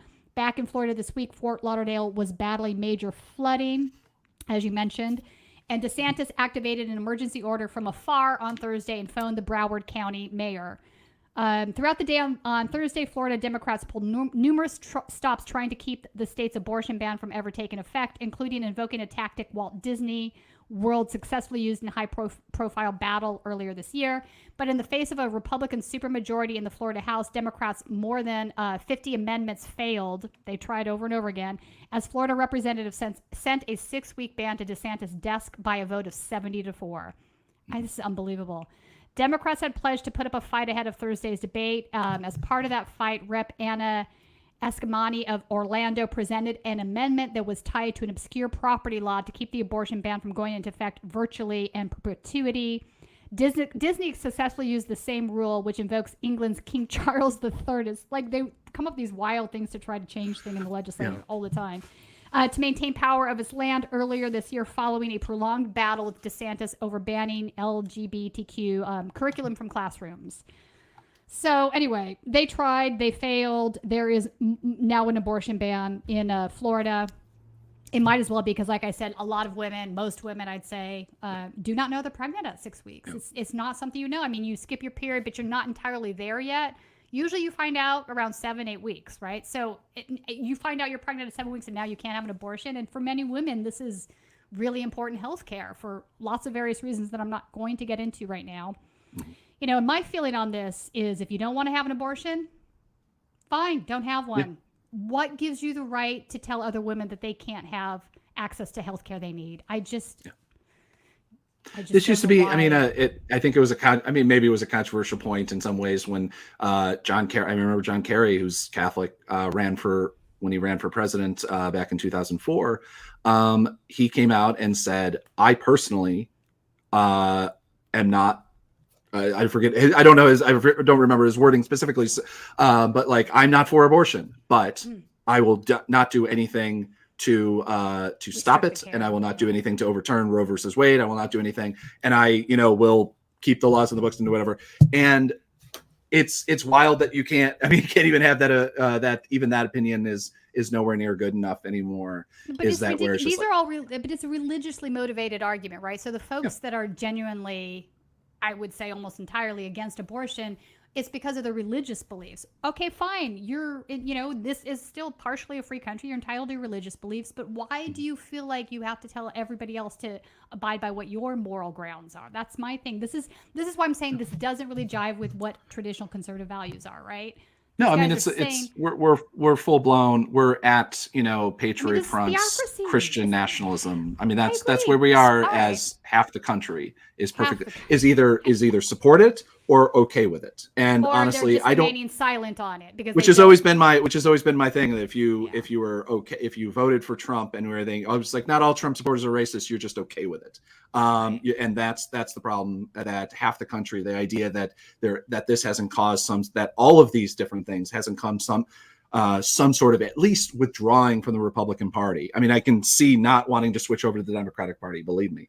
But I can't see that you couldn't be so disgusted as somebody who's supposedly this moderate conservatives that supposedly still exist, the John McCain, you know, and that sort of thing. Listen, I think they still exist. They're becoming Democrats. I think they just write for the Bulwark at this point. I think that's it. Let's be Maybe our honest, the guests on Democratic MSNBC, Party and that's it. is, Like, in general, has a lot of right wing, especially economic views. Yeah. I don't think. I There's mean, truly well, a no, I left mean, party they in have the country. continually said they are open in a big tent, and that they're okay with it. I mean, Nancy Pelosi, you know, you have all these different people that, unless you're Bernie Sanders, unless you're a progressive, then they're like, yeah, not you. big source. Yeah, exactly. Yeah. Yeah, you can't be left, but you can be right, which is why we keep losing, because we keep alienating a huge swath of the country. That is, I mean, the way that Trump won in 2016 is by finding new voters and finding a right-wing populace that didn't think that electoral politics was a thing that they were interested in, getting them interested, making them wait in line and go vote. And you know, the Democratic Party the refuses Democratic Party to. should be doing that. The biggest block of voters in this country are the non-voters. If you want to win an election, start making an appeal to the non-voters. This is how you win. This is why Bernie Sanders was popular. Speaking of making an appeal, do you have a final thought? Oh, just the problem is that you know, the Biden part of the Democratic Party is in the delusion that the non-voters are centrists. And that these people that are just like, well, I don't have either side, and so I'm going to do it. And it's like, no, they're either too far one way or too far the other. That's where I personally believe, from years on the road and that sort of thing, people live like, I was never interested before in voting, and then I found Donald Trump, or I was never interested in voting and I found Bernie Sanders. That a lot. That's the only parallel between those two people. I agree.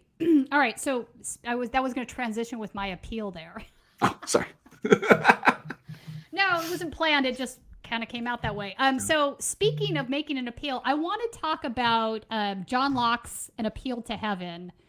And all of you people in the audience are getting all glassy-eyed right now going, why are we talking about John Locke? Okay, this is going to get boring.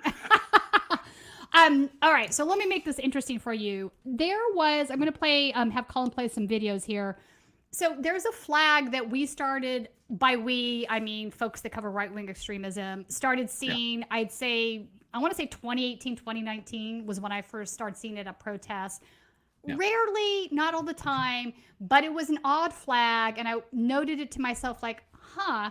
And it's a pine tree flag, and below it it says An Appeal to Heaven. And so I see An Appeal to Heaven, and I think to myself, well, that's just like classic John Locke. And the reason I think this to myself is because I have a degree in philosophy. I'm sorry for that, but I do.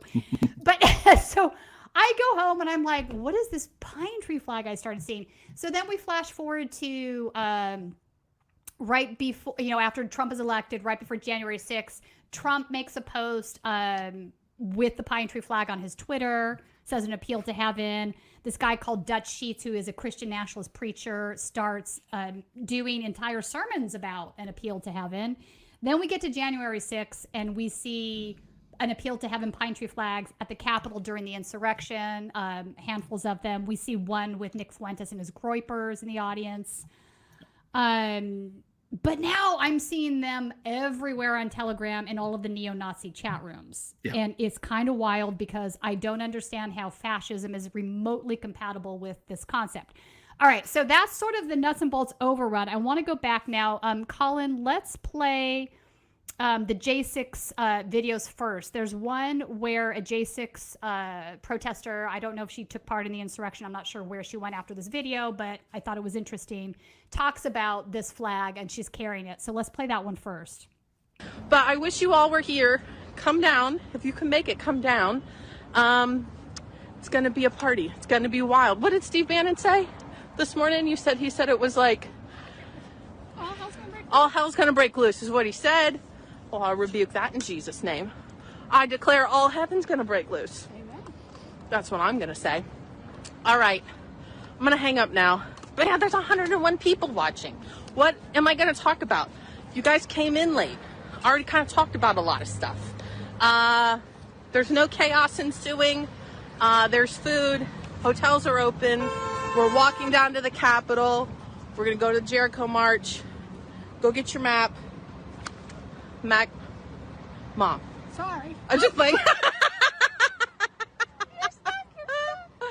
But anyways, so at magarallymap.com. You can get your map. Thank you, Mom. I'm just giving her a hard time. Oh, man. So the curls are kind of tight today, too. Oh, Mom's got to explain the flag. Which, by the way, the Appeal to Heaven flag. Let's talk about the Appeal to Heaven flag, because a lot of you may know it from Dutch sheets. But the Appeal to Heaven flag was actually one of the flags from the Revolutionary War. And it was used by I think it was the U.S. Navy. It was designed by George Washington's assistant and picked the evergreen tree because it was a big commodity back at the time. It stood for, just its evergreen nature, eternal, and it also kind of symbolized what we were kind of selling at the time. What's the word? Anyways, we're selling to other states and other nations. So it's fascinating, but the reason it says Appeal to Heaven is because the meaning of it comes from this idea that when we have no other appeal, like when we have gone through the justice system and when our political leaders have failed us, that our final appeal is always an appeal to heaven. And so I love it for that reason. And so I know Dutch had seen it and some different visions and dreams. All right, enough of that. So this is the Christian nationalist version of what it is. I mean, basically, John Locke's Appeal to Heaven, this was an argument against the divine right of kings to govern. Honestly, that's all it was. It had more of a revolutionary idea. Kings do not have a divine right to govern, so let's make the Appeal to Heaven. So, they've added some things to this. Of course, they removed John Locke from the conversation entirely, even though that's the source of this. So that is her rendition. Now I want to play the second J6 where you see them unfurl. I couldn't get that out. The flag. Let's play that one, Colin.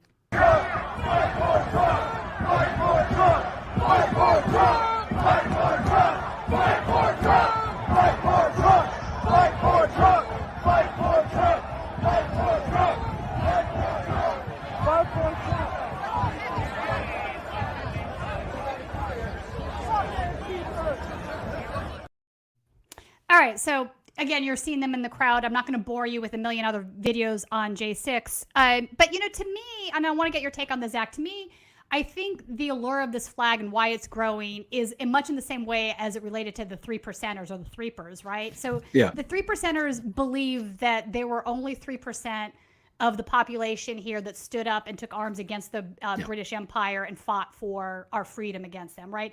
None of this is true, but it doesn't stop it from sort of being a mythology that people buy into and sort of get excited by and start movements on, right? And I feel that the same thing is happening now with this. Yeah.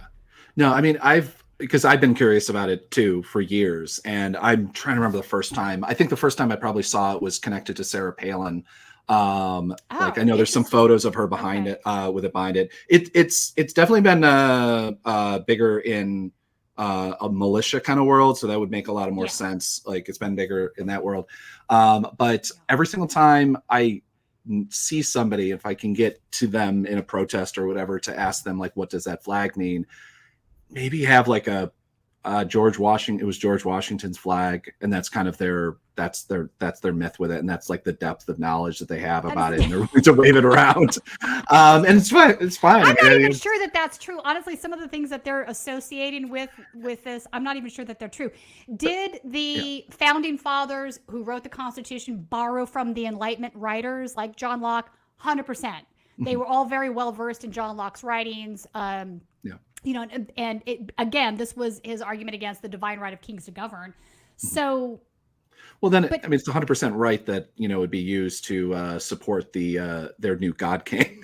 So, having Trump, Trump supporters support it, and, and it being behind like this idea that, that unelected leaders or, leaders that lost elections, it's for some reason connected to these people, or people who just believe in general that, whether it be militias, that their idea of what should be personally, and their tiny little militia that practices out in the woods.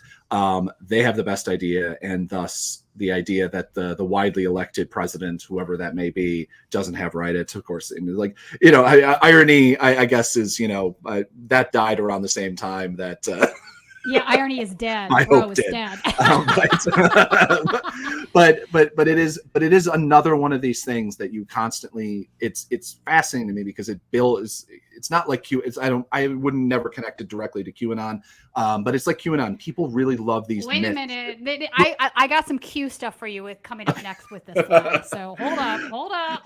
All the people that I've talked to were more militia related than Q, but you know, Well, the but people militia also would don't make more sense to me. Not quite that there's not a frankly, Venn diagram of militia and Q people, right, but anyway. fair.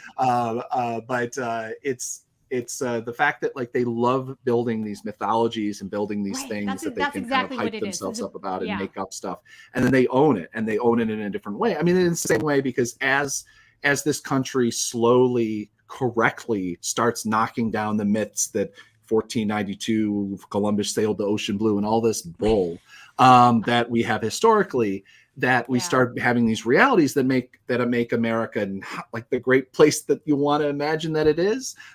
They have to rebuild these new myths that haven't been knocked down and really can't, because there's just like so many of these things aren't just built in any sort of realm of fact, whether it be JFK Jr. is gonna take, who is now running for president. I would enjoy that. If there's a son of a Kennedy that was in office that needs to win the presidency, it would be JFK Jr., not the other one.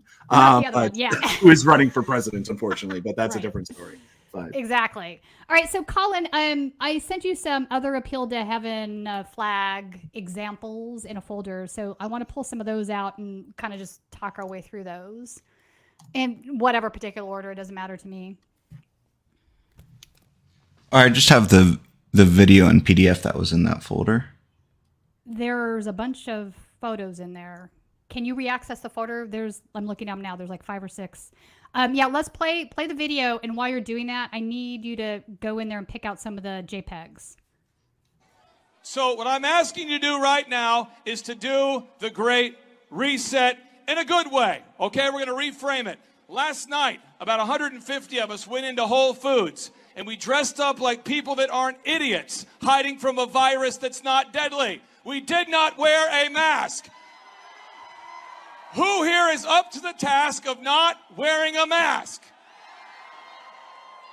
I ask you again, who here is up to the task of not wearing a mask?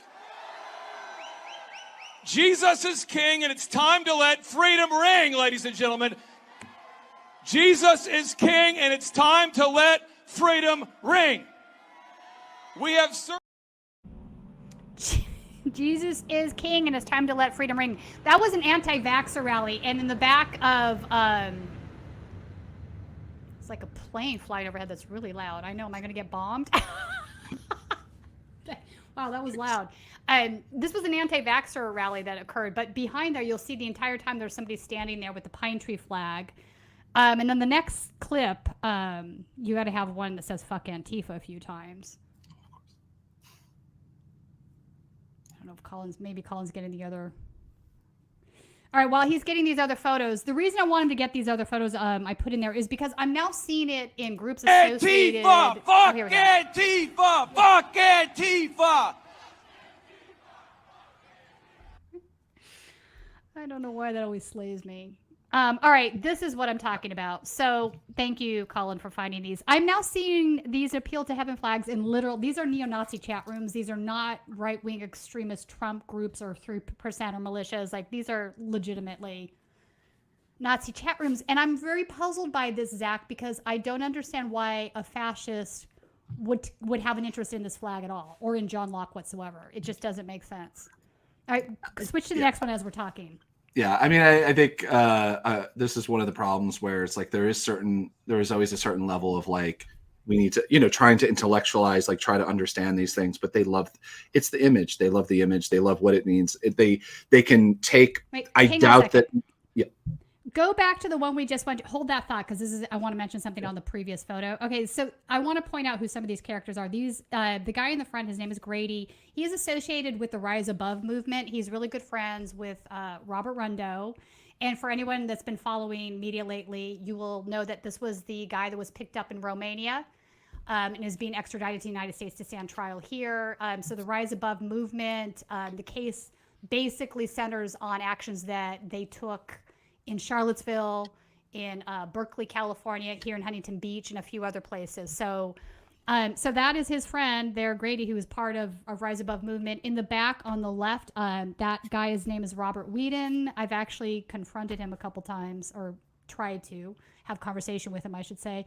He is next Proud Boy. This is a guy that used to be Proud Boy, and now he's morphed much further to the right. Obviously, you can see he has literal Nazi tattoos. One on his stomach, the one around his neck says, I think it says blood and honor, not blood and soil, but you get the point. All right, so carry on, Zach. I just wanted to have a conversation about this photo. Sorry, I was like that. Can you remind me what I was talking? I'm a terrible person. No worries. So I mean, this is, but like, I none of this. Okay, yeah. Not we over. You were saying something about fascists having some sort of affinity with this. The point is that I think that, like, again, we have to realize that very few of these people are read at all. One of the reasons that, like, so many journalists took, I think, such fascination with Richard Spencer is that he's a person you could actually have a conversation with. Which is weird. It's just a bad thing to say as somebody who's had conversations with him. But it's true. He's a well-educated individual. He's just choosing to. And he also they want to talk. I mean, like, he really always wants to talk. I mean, if you run into him, I know people who just text him, he starts talking. But not thankfully that he's completely irrelevant now. But but the fact is that I think that we just read in sometimes to these, like, we try to figure it out, and then at the end of the day, they just like the imagery. And that so much of this culture, especially like Rise Above movement and that sort of thing, comes more out of meme culture than Nazi culture. And not that there's not a, again, Venn diagram of that. Yeah, so this is like the 4chan memes. Yeah. I don't disagree with where you're coming with that. That is true. They do have a different sort of viewpoint than like a 50 or 40-year-old neo-Nazi, old school Nazi would have. Yeah. They are really into this active movement, which is a thing now. So the whole entire movement is, join a gym, work out with us, learn to fight. Obviously, they want to fight the race war, but it is very much centered on it. Okay, so this guy is just a politician. Jason, he had a post about it too, which is the next photo. So this is something that has become widespread across many different segments of the population. And it's gaining steam. It's just not something I thought it would go away. I saw it early on in the movement, a few things, and I'm like, yeah, John Locke. What do these guys want with John Locke? Anyway. No, because I mean, this is one thing that I'm trying to find I know he pulled down a bunch of things, but Doug Mastriano in Pennsylvania was a huge fan, or is still currently, I would believe, a huge fan of this flag, and has done live that would not be surprising to me behind him with the Appeal to Heaven flags. I mean, that actually, he is a person who is well read. I don't want to say that, because if you've read about or read his multiple thesis papers that he's written in the War College there, he is not. I don't know what to say. There's always the not a smart person, but really knows how to build a great conspiracy or great story type of thing. That takes a certain amount of intelligence if you're the leader of conspires. Yeah, I'm just saying. I mean, he's not a dumb person. I'll say that in general. But and that's the greatest compliment I'll give him. He is he's another guy that I've followed quite a bit, but he is 100% in that realm. I mean, he's a guy that funded buses to January 6th. He was at the steps. He didn't go inside, but he was at the steps. And one thing that I actually wanted to bring him up earlier, because when we were talking about a couple people that were being thrown out of their elected seats because of a protest, because of a megaphone, or because they were loud, this is a man who funded people to go to January 6th, was known still even after long after January 6th, and prosecution started to hang out with and have them at their rally and support them, and was at January 6th he has never been, he didn't just not get kicked out of the Republican Party, didn't just get not kicked out of his seat in Pennsylvania, in the Pennsylvania House, or Pennsylvania Senate. He ran for Senate, United States, so, and you have, and this is I'm sorry, not Senate, governor. He ran for governor, is going to run for Senate now. I believe he just announced.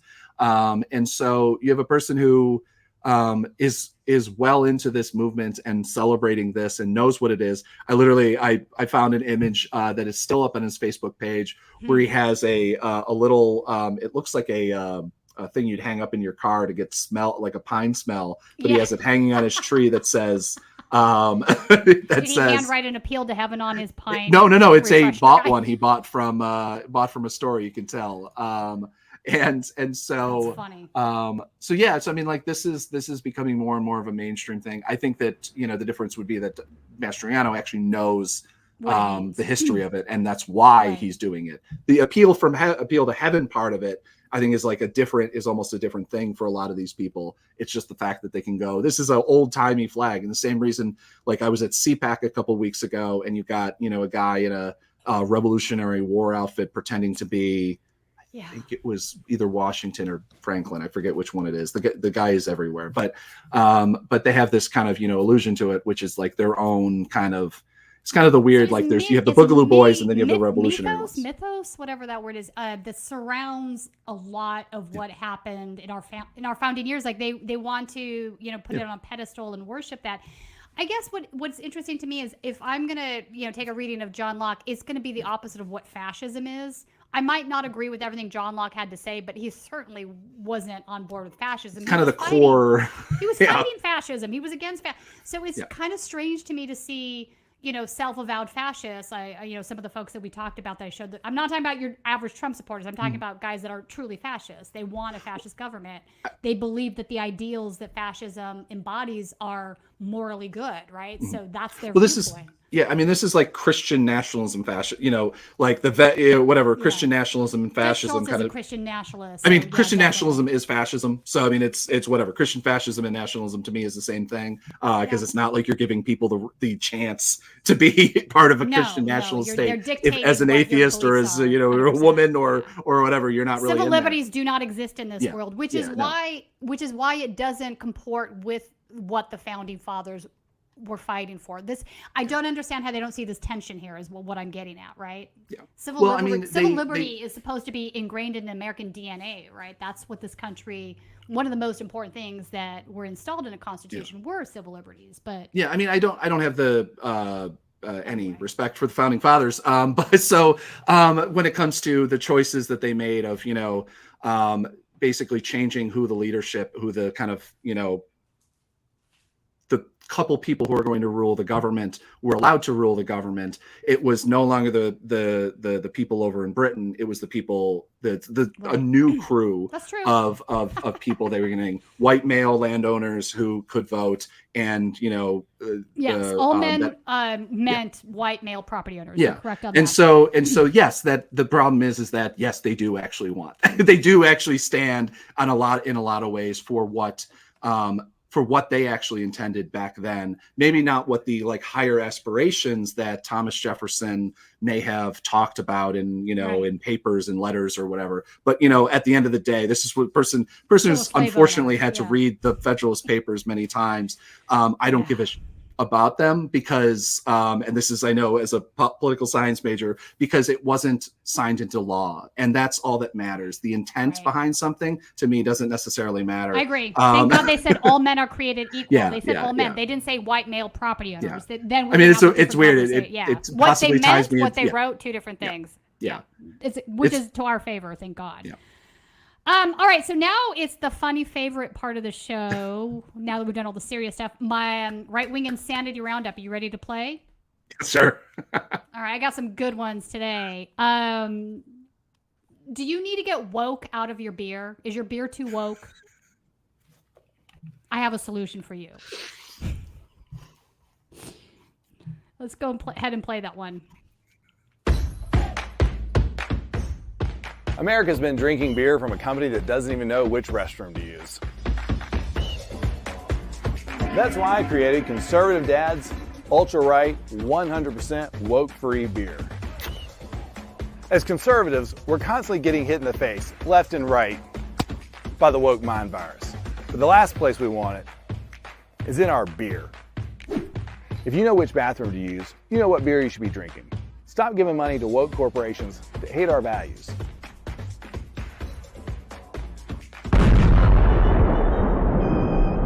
And to the rest of you woke corporations, stay the away from our kids.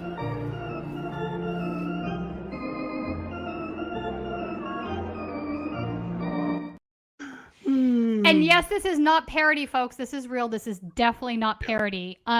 So this guy is selling this it's so funny to me.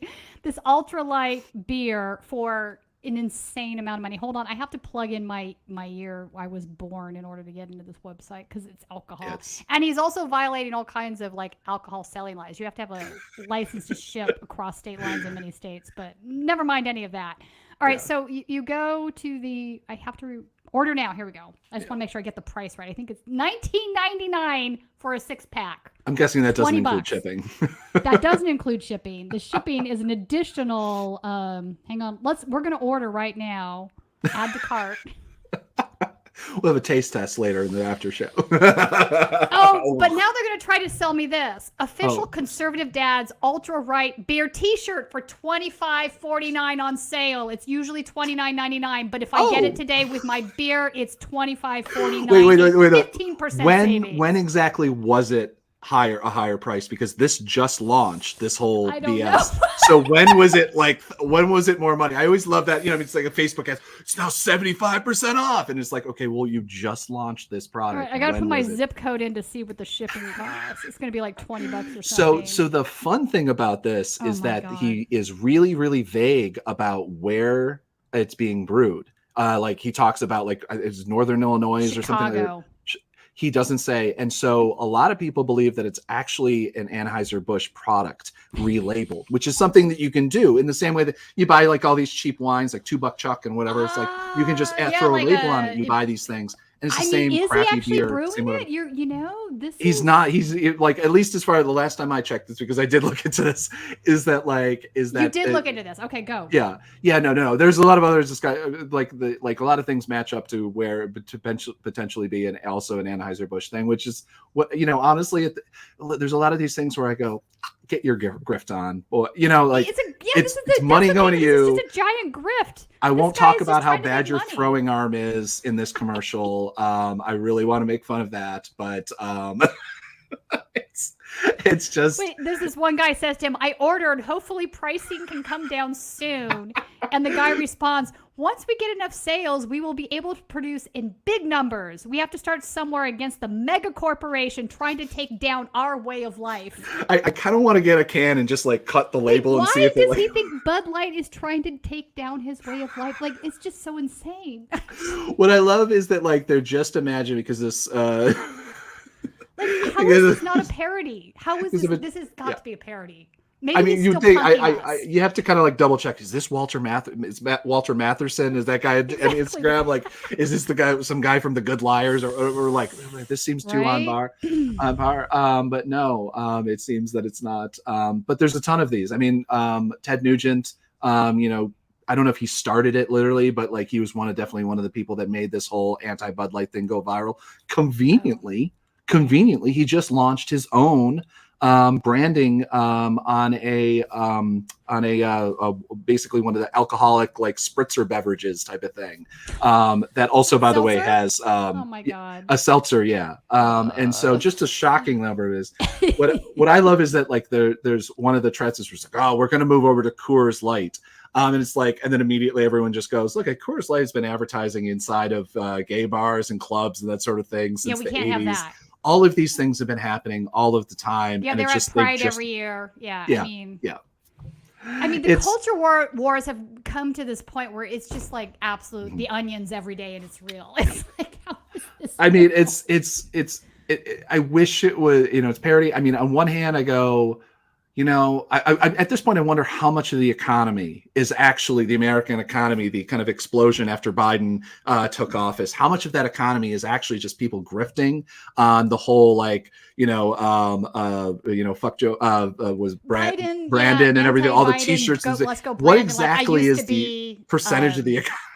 No, I know, because there's that whole like pipeline of guys that were like, we used to be left Democrats, but now it's walk away time, and we're going to be, let's go Brown and fuck. Like, that's a whole cottage industry. It really is. I think they think if they say I used to be a Democrat and now I'm not, that it gives them more clout in some way, and it really doesn't. It's like, come on now.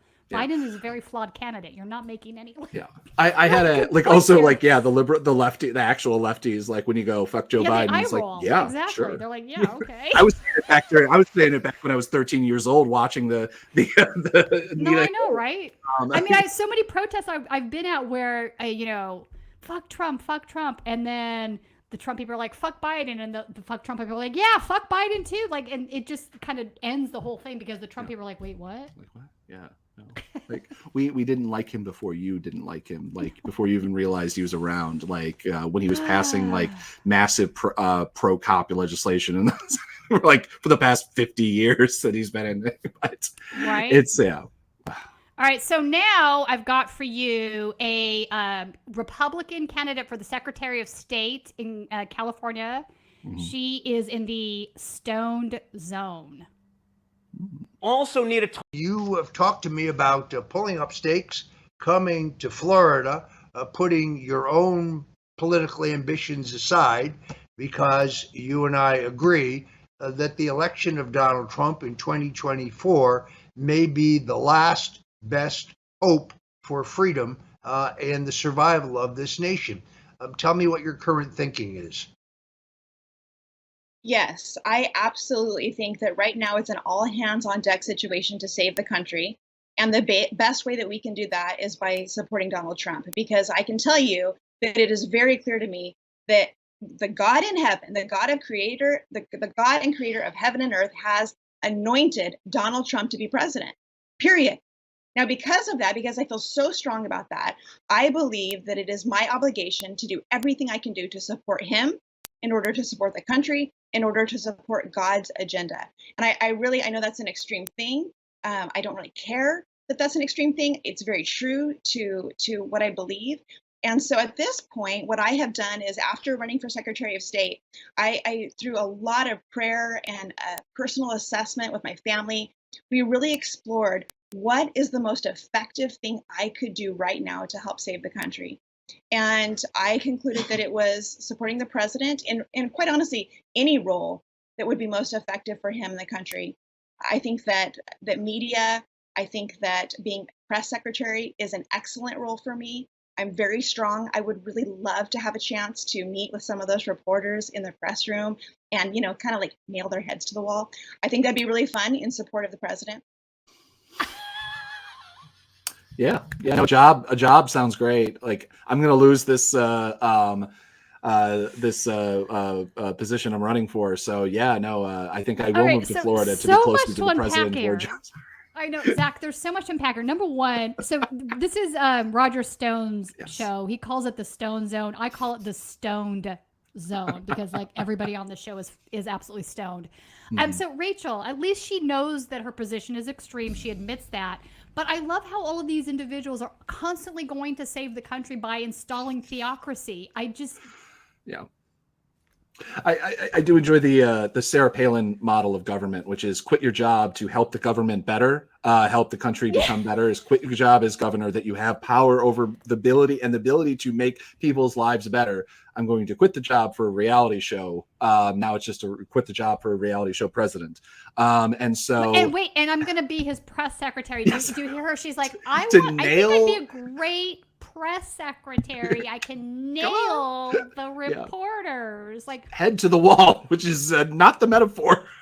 It's not what it is. Woohoo! Press freedom. Everyone should get credit though, who noticed that as you say, you don't like my music. Stone is a beatnik now, which like Stone is about Roger Stone's, he's about the only character in all of this that I still like. Like I enjoy in a way that like I yes. believe he should be in prison for many years for Dude, what he's done for many years. comedy. He should be there He's with just Manafort and everybody. But like if we have to have people who are low level war criminals basically for what they did before even the Trump administration, we should have Roger Stone because he is a ball. He is. But yeah, no, it's somebody else called him a mime. Oh man, with the hat, it is pretty funny. I love this part of the show because I love finding these clips and I laugh. Normally, before the show, I would laugh at the stuff all by myself, and now I get to show it. All right, next up. So I call this LOL's lulz Parler. What's going on over at Parler? If you logged into Parler today to get into your account, you were met with a very interesting notice. Some background here. So obviously Parler went away after January 6th, but then it's been trying to be resurrected. Candace Owens' husband owned it. Then he was going to sell it to Kanye West, Ye. Then he bowed out of the deal. Then this company Starboard came in and bought it. But now Starboard is like, what the hell are we doing here? There's no viable business. Why are we doing this? A conservative Twitter? Well, hell, Twitter's conservative all on its own now. Can we put this up? Call in the parler.com, what you see. All right, there it is. So Starboard is the company. This is what they put up now. So Starboard announced today that it has concluded the acquisition of Parler, the world's pioneering, uncancelable free speech platform. This is it right here. No reasonable person believes that a Twitter clone just for conservatives is a viable business anymore. Yeah. Fair. Wait, did anybody ever think it was a viable business? Well, I didn't. Who would possibly think that it was a viable business after basically all of the private information leaked out, and basically it was the biggest Antifa. Basically, Parler was the biggest Antifa op ever, where everyone's driver's licenses, all their personal data, their the location information was all leaked out. I have on my hard drive, I've got 30 gigs somewhere. I forget which hard drive it is. But I have the Parler links. And I'm just anytime I can, there's some funny stuff in there. Yeah. And it's no, who thought that branding was good? Because even the Proud Boys were we're going back there again. Parler is literally the feds. Telegram.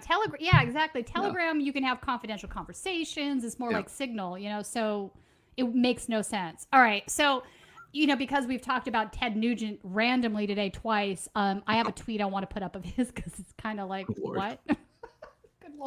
Good Lord is the right response. So this is what Ted Nugent believes. I believe 90% of the media, 90% of the government, 99% of Hollywood. Ooh, we added 9% of that one. 90% of big tech and 100% of Disney, 98% of academia are both mentally ill and evil. So basically the entire world is evil except for 6% and Ted Nugent. Yeah. Ted, bro, at what point do you look in the mirror?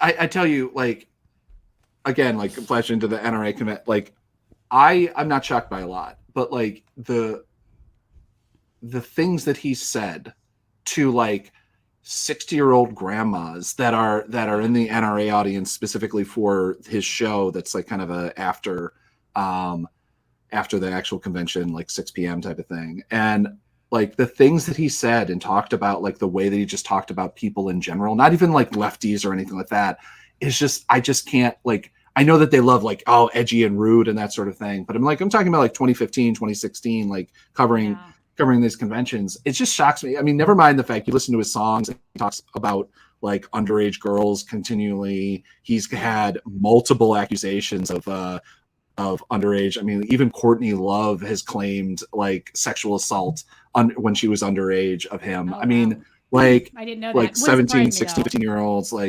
and a guy who is one of the most I mean, I agree. Everybody should have done everything to get out of the Vietnam War. But his famous story about how he got Google it, anybody. Right. I don't want to talk about it. But like, let's just say that like Alice's Restaurant would not been allowed to be recorded if that was the song about how he got out of the draft. How he got out of the war. Yeah, and he's I'm a sorry Dodge for draft. anybody over the age of under the age of 40 that didn't get that reference. But Draft Dodger. I couldn't get that out. Yeah. Yes. So he told here it is. He told the Detroit Free Press in 1990 in an extensive interview that he lived in pants for a week, caked in his own excrement before a Vietnam draft physical to get declared mentally unfit to serve. Mm-hmm.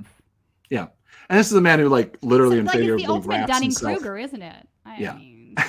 I mean, it's wild to me that you have all these American patriotic heroes from, you know, George Bush to Donald Trump, who all of a certain age that avoided the draft and but for some reason are the most patriotic and love their soldiers and whatever. And again, I want to say, anybody, I do not give you any for getting out of the draft in the Vietnam War. If you could have done it some way, do it, good job. But like the moment that you come back home or don't ever leave and say that other people need to go, and the fact that, you know, that questioning anyone's patriotism or anything like that, yeah, because that is where the problem lies. You know, that is definitely where the problem lies. All right, and we're going to end the show today with a very, very triggered Trump Jr., who has a show called Triggered, by the way. This is just political theater. Obviously, Trump's running against DeSantis, so, you know, any pot shot we can take at DeSantis now is going to be viable, but this is kind of bizarre. Let's play this clip. Also need to talk about DeSantis being absent during natural disasters. I came into Miami last night because I couldn't get into Fort Lauderdale because there's historic flooding in the streets. My car is literally still at Fort Lauderdale Airport because I couldn't get in. I couldn't get there to be able to get my vehicle out because I'm hoping it's not underwater, but I wouldn't know because one of the major airports of America is shut down. And where's Ron DeSantis? Ron DeSantis is in Ohio instead of Fort Lauderdale amid the drastic flooding. Okay, he had 2 events there today. Guess where he's going to be tomorrow? He is going to be at Liberty University. Now, if you're in Ohio, okay, and you do one event and there's flooding, I get it, but it happened yesterday and he's still in Ohio. Guess what? Leaders lead. If you have flooding in your state, I understand your ambition and the people who want to make a lot of money who are pushing you to run for president, but leaders lead. You get your ass on a plane and you come back and you deal with the issues. But is he triggered or just on coke? Is there a difference? No, there is no difference. I think he's perpetually on coke. You know, the funny thing to me, a couple of things are funny here. Obviously, he's taking a pot shot at DeSantis because of the, you know, Trump's running for office. DeSantis is the guy he's running against. There's some political theater here. But also, like, I'm sorry, how many golf courses was your dad at during, like, serious things that he... Yeah. I mean, come on now, pot me kettle. And also, can we talk about climate change? You guys are all climate change deniers, but why is there so much flooding? Should we have that conversation? Yeah, I mean, maybe his dad can throw him some paper towels and dry up the. And never mind. Like, I always love these stories. Like when you talk about like when they tell these stories about how they're inconvenienced or whatever, and you go, I don't believe every part of it. I don't believe that you drove your car. You're Donald Trump Jr. You're the son of a billionaire, supposedly, and all of these things, and you drove your car to like to the airport to like St. Lauderdale is not a big, you know, it's like this tiny little airport, like on the scale of like Florida airports, it's this tiny little airport. My mom actually has a house like close to it. So it's actually where she would have she was not able to fly out.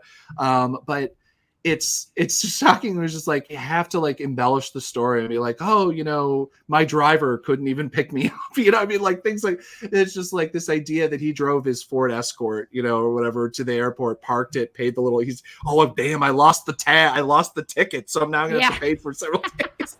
Like this whole idea that like these rich pricks, like or kids of rich pricks, like even do this, but never mind. That's obviously not the point, but it's stunning.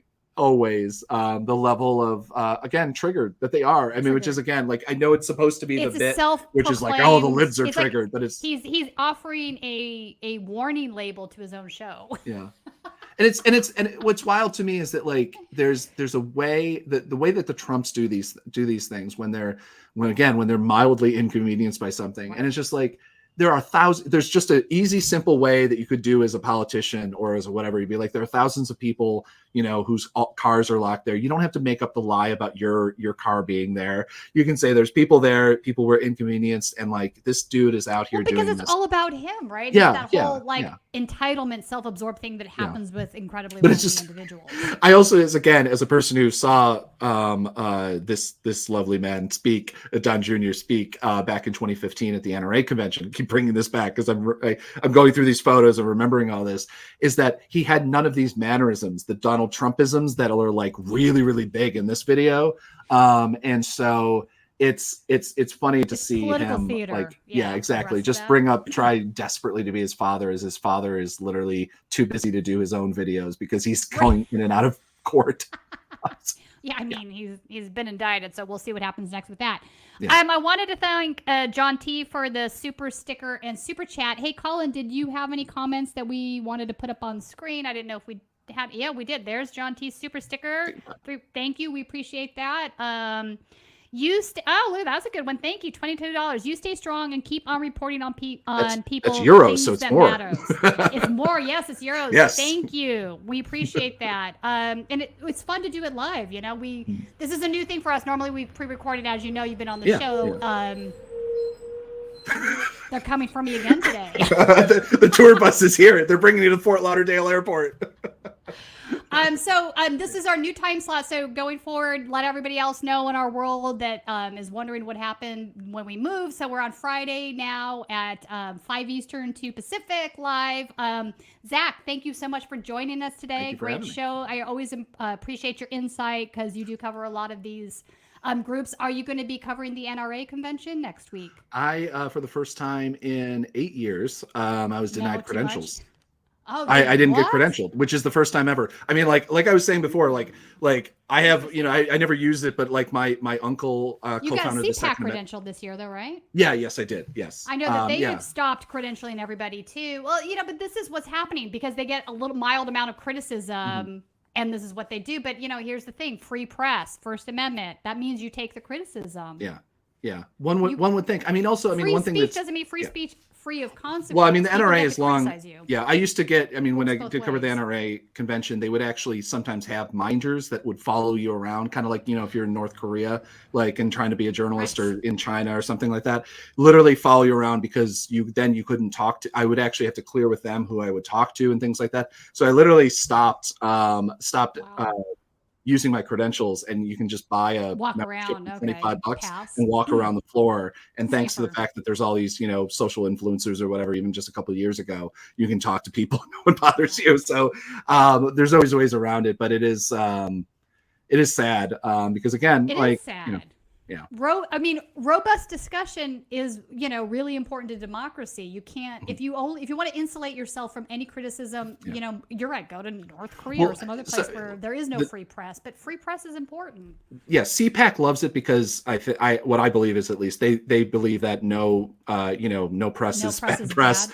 And so they love all the viral stuff. Well, I mean, when all that you're doing is making jokes about trans people, you're going to have criticisms or whatever. And so they love that. And they go, oh, look at how triggered the libs are, the journalists are, and that sort of thing. But the NRA, the difference is that you're able to go up and talk to the guns manufacturers, the gun reps, and that sort of thing, and kind of, people that are selling stuff like that personally, and get them on record. So like you'd be able to talk to like the guy that, at Remington, be like, how do you feel about your gun being used in this shooting, all these different shootings?